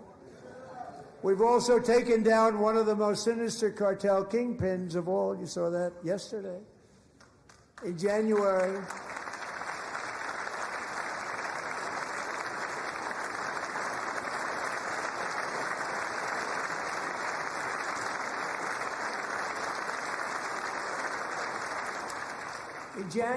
elite American warriors carried out one of the most complex, spectacular feats of military competence and power in world history. No one's seen anything like it. Foreign leaders, I won't tell you who, called me and they said, very impressive, very impressive.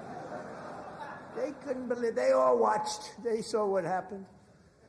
This is a different fighting force that we had years ago when we fought to tie. You know, it's a great fighting force. I'm so proud of it. Look at Space Force. Space Force is my baby, because we did that. My baby is becoming so important.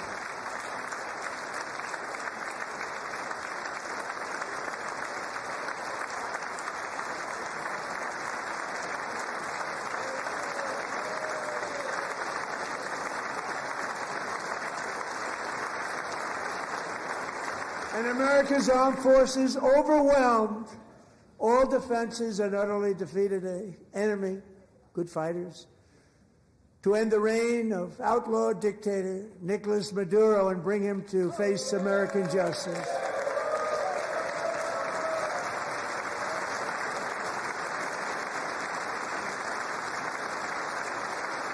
And this was an absolutely colossal victory for the security of the United States, and it also opens up a bright new beginning for the people of Venezuela.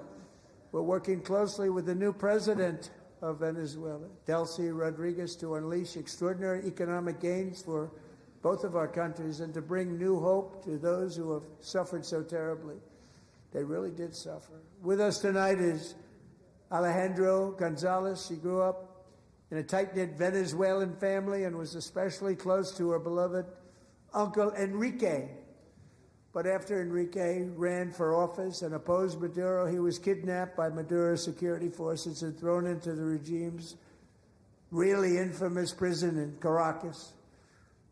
Alejandro feared she would never see her uncle again. She feared for her own life also. But since the raid, we have worked with the new leadership, and they have ordered the closure of that vile prison and released hundreds of political prisoners already, with more to come. Alejandro, I'm pleased to inform you that not only has your uncle been released, but he is here tonight. We brought him over to celebrate his freedom with you in person. Enrique, please come down.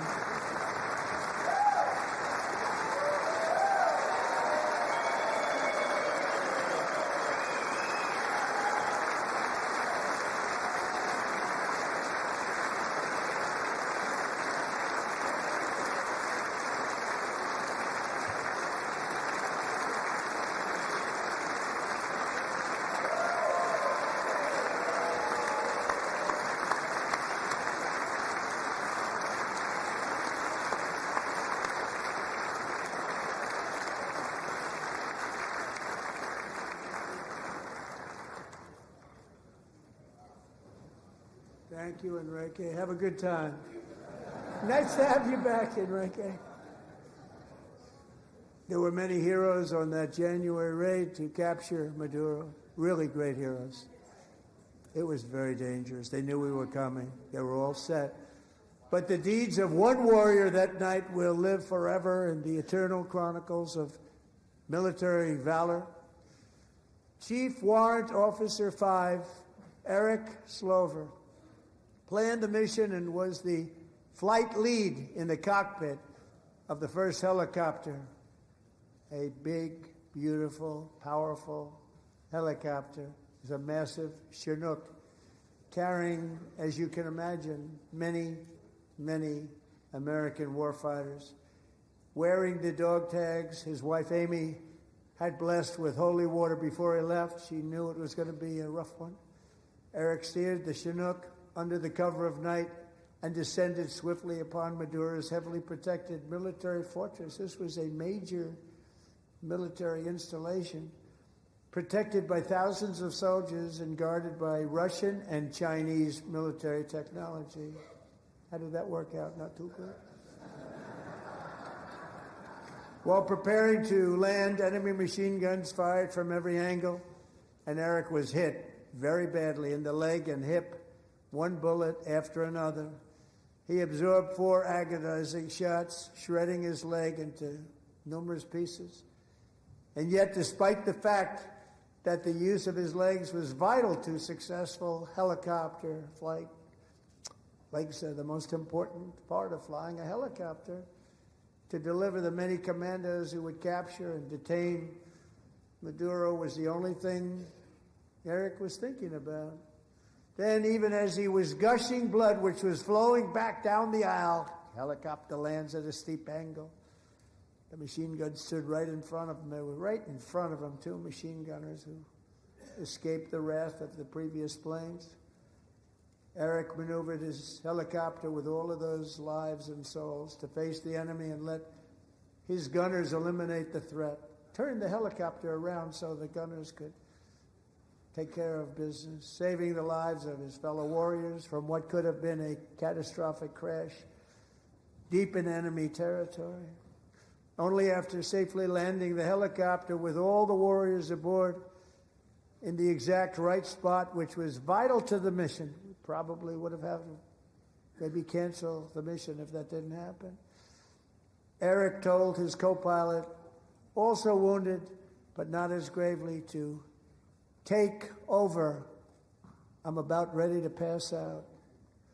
The success of the entire mission and the lives of his fellow warriors hinge on Eric's ability to take searing pain. It was unbelievable what's happened to his legs of the bullets and keep on flying and landing, and people knew what was happening. Everybody in the back of the helicopter knew because they saw the blood pouring down the aisle.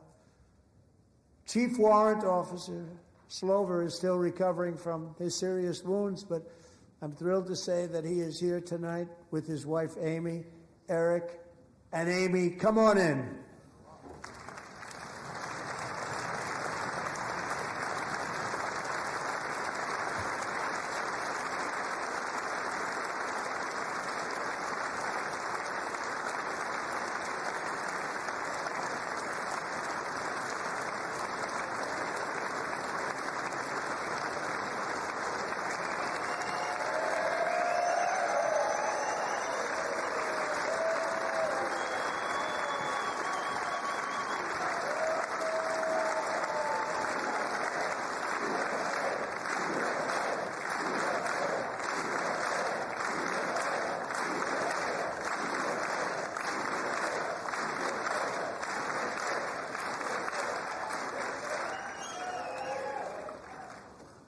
So we have a surprise for Eric and Amy. In recognition of Eric's actions above and beyond the call of duty, I would now like to ask General Jonathan Braga to present Chief Warrant Officer Slover with our nation's highest military award, the Congressional Medal of Honor.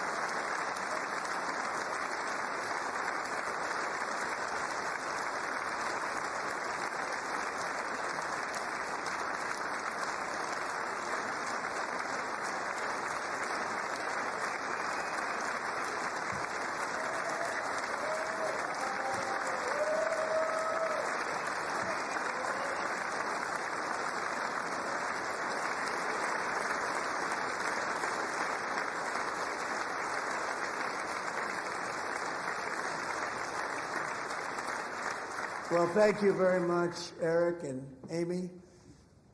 Great to get to know you. I met with them and with a lot of their fellow warriors at Fort Bragg recently. You notice the name Fort Bragg. We have it back. We brought it back. We won the First World War with it, the Second World War with it, and then they decided to change the name. So we changed it back. Everybody wanted to change back, too. And 10 of Eric's fellow warriors from that incredible night of victory will also be receiving medals at a private ceremony that will soon be held at the White House. And Eric will be there. Thank you.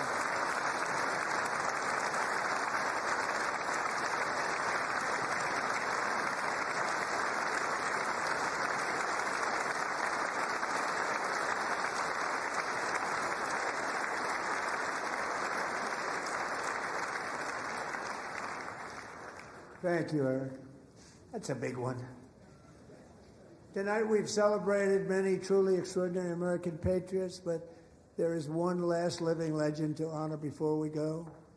He is one more heroic American aviator, Navy fighter pilot. Royce Williams served in World War II, Korea, Vietnam, flying more than 220 missions. In the skies over Korea in 1952, Royce was in the dogfight of a lifetime, legendary dogfight. Flying through blizzard conditions, his squadron was ambushed by 7 Soviet fighter planes. It was his first aerial combat of the war, and despite being massively outnumbered and outgunned, Royce led the takedown of 4 enemy jets and almost destroyed the others, vanquishing his adversaries while taking 263 bullets to his own plane and being seriously hurt. His story was secret for over 50 years. He didn't even want to tell his wife, but the legend grew and grew. But tonight, at 100 years old, this brave Navy captain is finally getting the recognition he deserves. He was a legend long before this evening. Royce, please stand up, and I will ask the First Lady of the United States to present Captain Royce Williams with his Congressional Medal of Honor.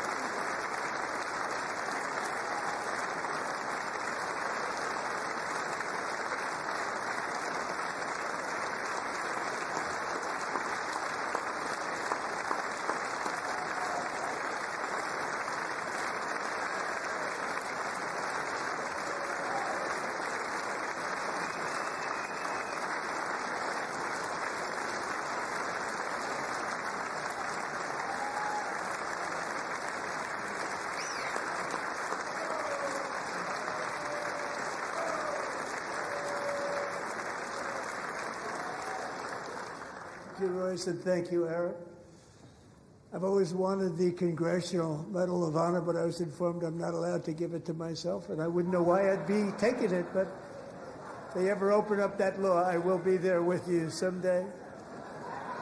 But you know, that's our highest honor, Congressional Medal of Honor, and that's a big thing, and it's an honor to be in the same room with you. Thank you both very much, Eric. Thank you.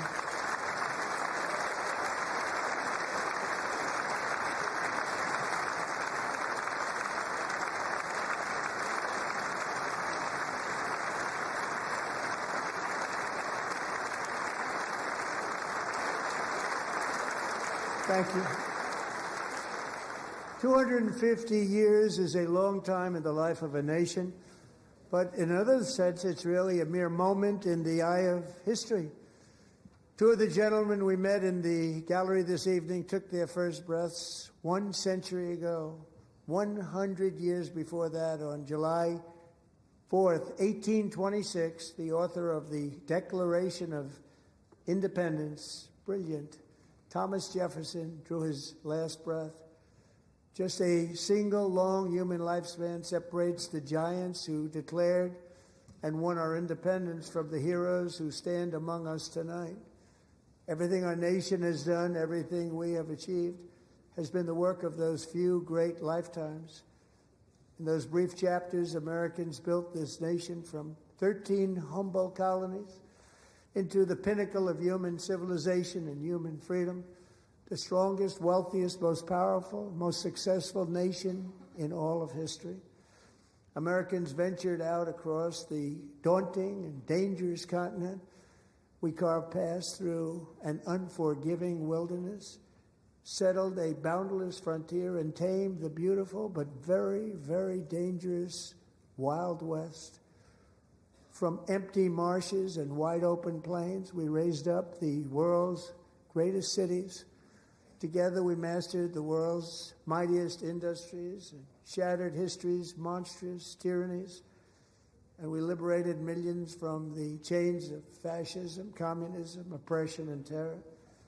Americans lifted humanity into the skies on the wings of aluminum and steel. And then we launched mankind into the stars on rockets powered by sheer American will and unyielding American pride. We wired the globe with our ingenuity. We captivated the planet with American culture. And now we are pioneering the next great American breakthroughs that will change the entire world. All of this and so much more is the enduring legacy, unmatched glory of the hardworking patriots who built and defended this country and who still carry the hopes and freedoms on all of humanity's backs. For years they were forgotten, betrayed, and cast aside.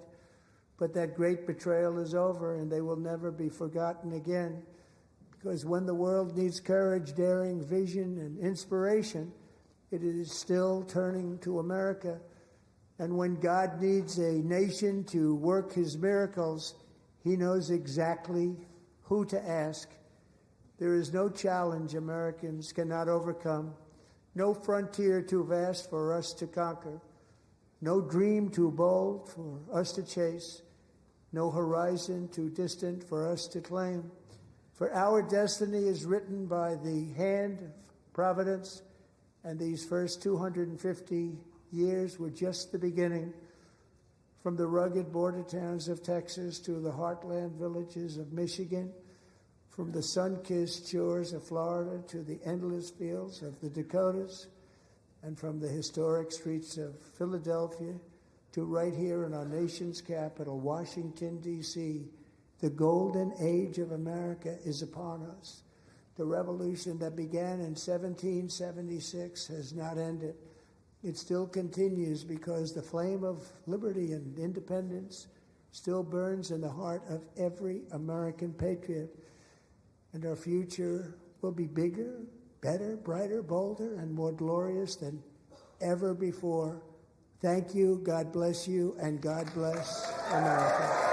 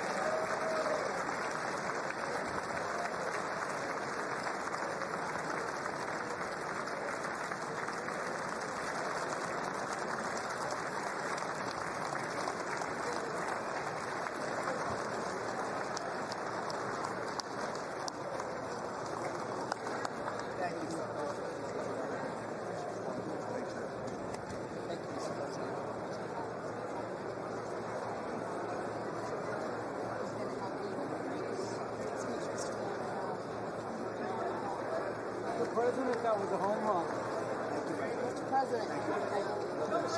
Hey.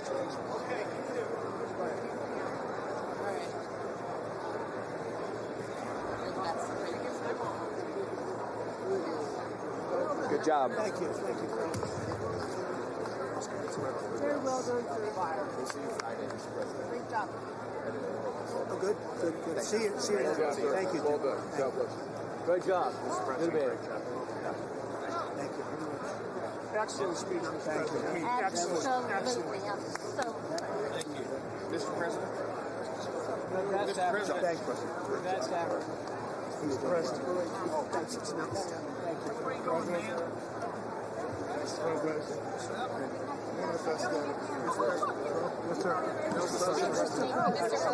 One of the best. He's so proud. Thank you for honoring those veterans. Luger. Good. I think you should take the rest of the day off. I think we have to. We're going to have to. Thank you. All right, guys. You killed it. Thank you, Virginia. Best speech with the president. It was amazing. It really was. Home run. Really a grand slam. America loves you, Lost. Thank you. It was amazing. America loves you. Oh, look at this guy. I like that guy. I want that tie. Give me that tie. Thank you. Hey, take that. Put your time. Initial. Just an initial. Thank you, Bob. I like that tie. Thank you. Excellent speech. Thank you, everybody. Mr. President, outstanding speech, sir. Mr. President. You did good. They love the insider trading stuff. Great guy. How's he doing? He's a youngster. He fell asleep a couple times. did amazing. He really did. Great speech. Proud of you. Great job, Mr. President. Thanks for your leadership. Mr. President, well done. God bless you. God bless you, sir. Thank you, Thomas.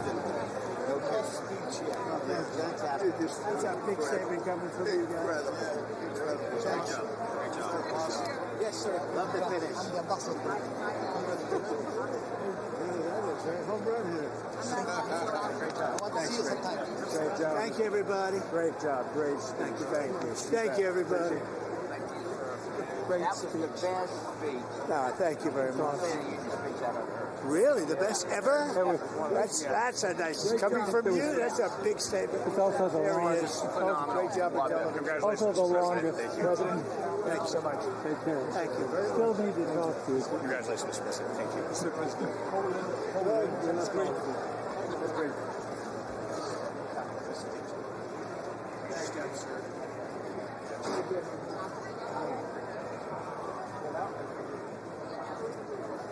Yeah.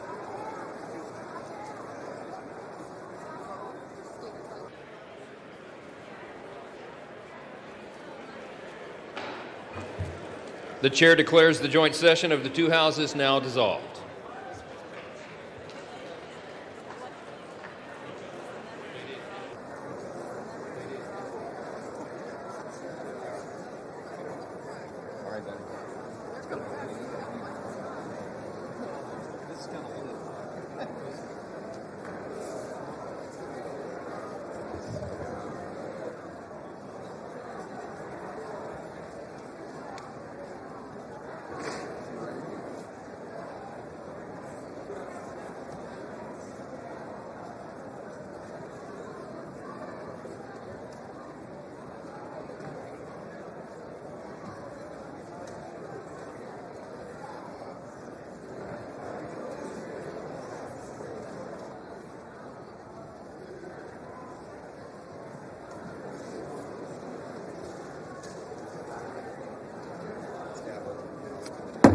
The House will come to order. For what purpose does the gentleman from Louisiana seek recognition? Mr. Speaker, I move that the message of the President be referred to the Committee of the Whole on the State of the Union in order for Without objection. Does the gentleman from Louisiana have a motion? Mr. Speaker, I also move that the House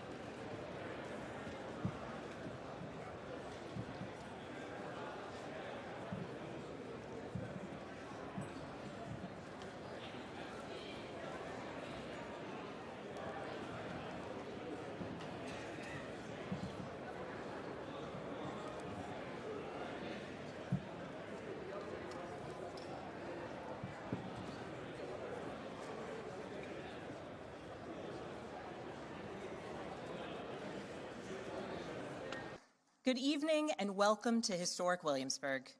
We are gathered here in the chambers of the House of Burgesses. In 1705, the people of the Virginia colony gathered here to take on the extraordinary task of governing themselves. Before there was a Declaration of Independence, a Constitution, or a Bill of Rights, there were people in this room. The people who served here ultimately dreamed of what a new nation, unlike anything the world had ever seen, could be. The United States was founded on the idea that ordinary people could reject the unacceptable excesses of poor leadership, band together to demand better of their government, and create a nation that would be an example for the world. And this year, as we celebrate 250 years since America declared our independence from tyranny, I can think of no better place to speak to you as we reflect on the current state of our union. Tonight, as we watched our nation's lawmakers gather for a joint session of Congress, we did not hear the truth from our president. So let's speak plainly and honestly, and let me ask you, the American people watching at home, 3 questions. Is the president working to make life more affordable for you and your family? Is the president working to keep Americans safe both at home and abroad? Is the president working for you? As I campaigned for governor last year, I traveled to every corner of Virginia, and I heard the same pressing concern everywhere. Costs are too high in housing, healthcare, energy, and childcare. And I know these same conversations are being had all across this country. Because since this president took office last year, his reckless trade policies have forced American families to pay more than $1,700 each in tariff costs.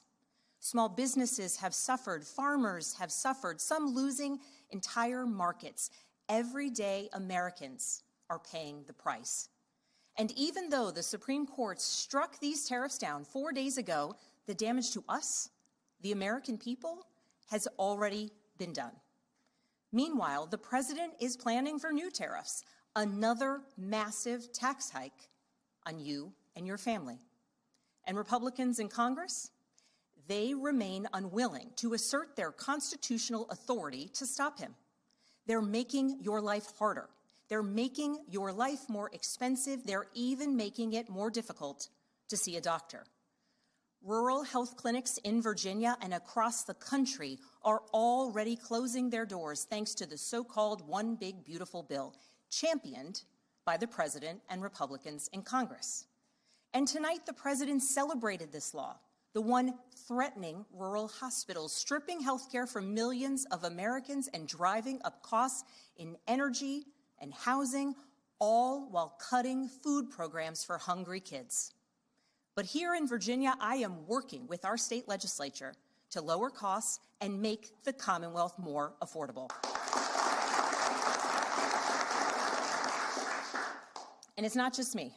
Democrats across the country are laser focused on affordability in our nation's capital and in state capitals and communities across America. In the most innovative and exceptional nation in the history of the world, Americans deserve to know that their leaders are focused on addressing the problems that keep them up at night. Problems that dictate where you live, whether you can afford to start a business or whether you have to skip a prescription in order to buy groceries. So I'll ask again, is the president working to make life more affordable for you and your family? We all know the answer is no.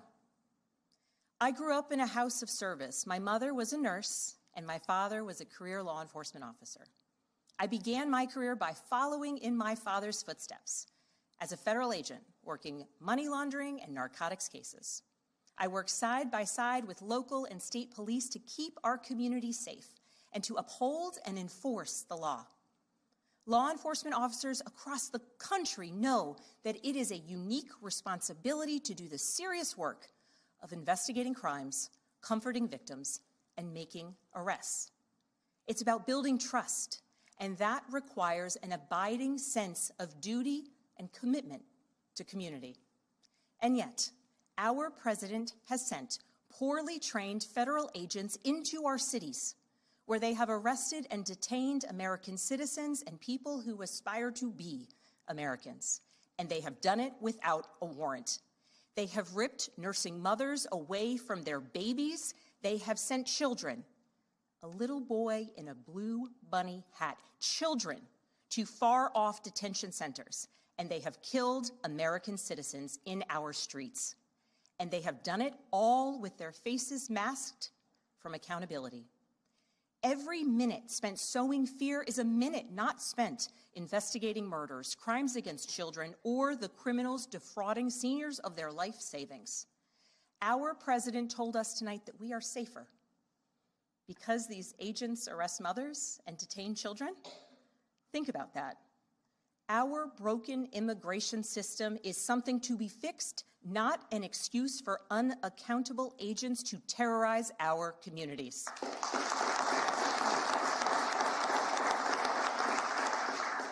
After working in law enforcement, I continued my career of service as a CIA officer, working undercover to protect the United States and our allies from global threats, terrorism, nuclear weapons, and the aggression of adversarial nations around the globe.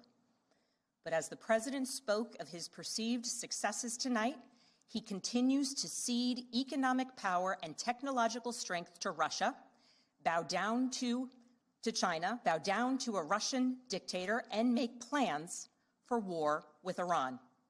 Here's the truth. Over the last year, through DOJ, mass firings, and the appointment of deeply unserious people to our nation's most serious positions, our president has endangered the long and storied history of the United States of America being a force for good. So I'll ask again, is the president working to keep Americans safe, both at home and abroad? We all know the answer is no. In his speech tonight, the president did what he always does. He lied, he scapegoated, and he distracted.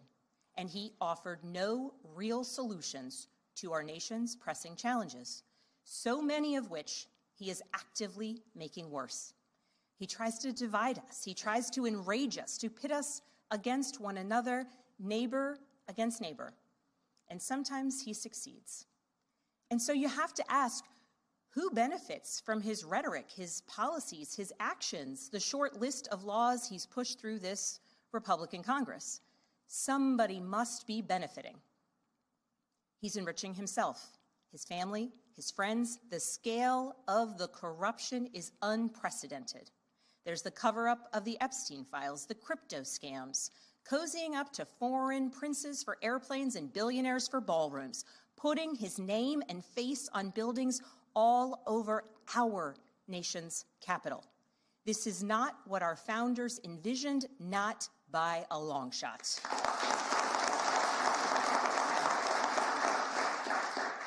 So I'll ask again, is the president working for you? We all know the answer is no. But here's the special thing about America. On our 250th anniversary, we know better than any nation what is possible when ordinary citizens, like those who once dreamed right here in this room, reject the unacceptable and demand more of their government. We see it in the determination of students organizing school walkouts all across the country, whose voices are becoming so powerful that the governor of Texas seeks to silence them. We see it in the bravery of Americans in Minnesota standing up for their communities, from peacefully protesting in sub-zero temperatures to carpooling children to school so that their immigrant parents are not ripped away from them in the parking lot. As a mother of 3 school-aged daughters, I am inspired by their bravery, but I am sickened that it is necessary. And Americans across the country are taking action. They are going to the ballot box to reject this chaos. With their votes, they are writing a new story, a more hopeful story. In November, I won my election by 15 points.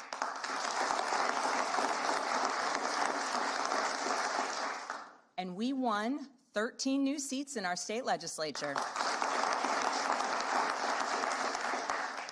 Because voters decided they wanted something different. Our campaign earned votes from Democrats, Republicans, independents, and everyone in between. Because they knew as citizens they could demand more, that they could vote for what they believe matters, and that they didn't need to be constrained by a party or political affiliation. This is happening across the country. New Jersey elected Mikey Sherrill as governor in a double-digit victory. Democrats flipped state legislative seats in places like Georgia, Iowa, Mississippi, and Texas. The list goes on and on. Ordinary Americans are stepping up to run in the spirit of our forefathers. They are running to demand more and to do more for their neighbors and communities. I know this story well. I first ran for office in 2018 alongside dozens of other Democrats who did the seemingly impossible, flipping 41 seats in Congress. In my case, I was the first Democrat elected in 50 years, swinging our district 17 points. Those who are stepping up now to run will win in November because Americans, you at home, know you can demand more and that we are working to lower costs. We are working to keep our communities and our country safe, and we are working for you.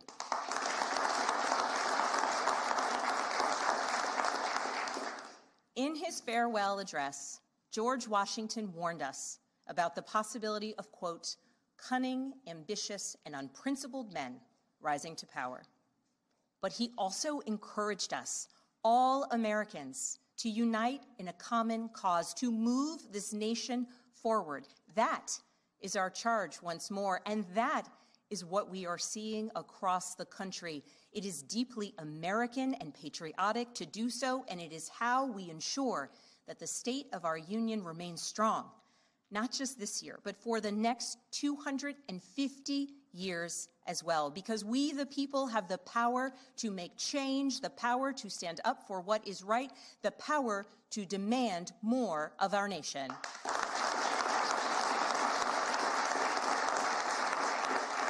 May God bless the Commonwealth of Virginia, and may God bless the United States of America.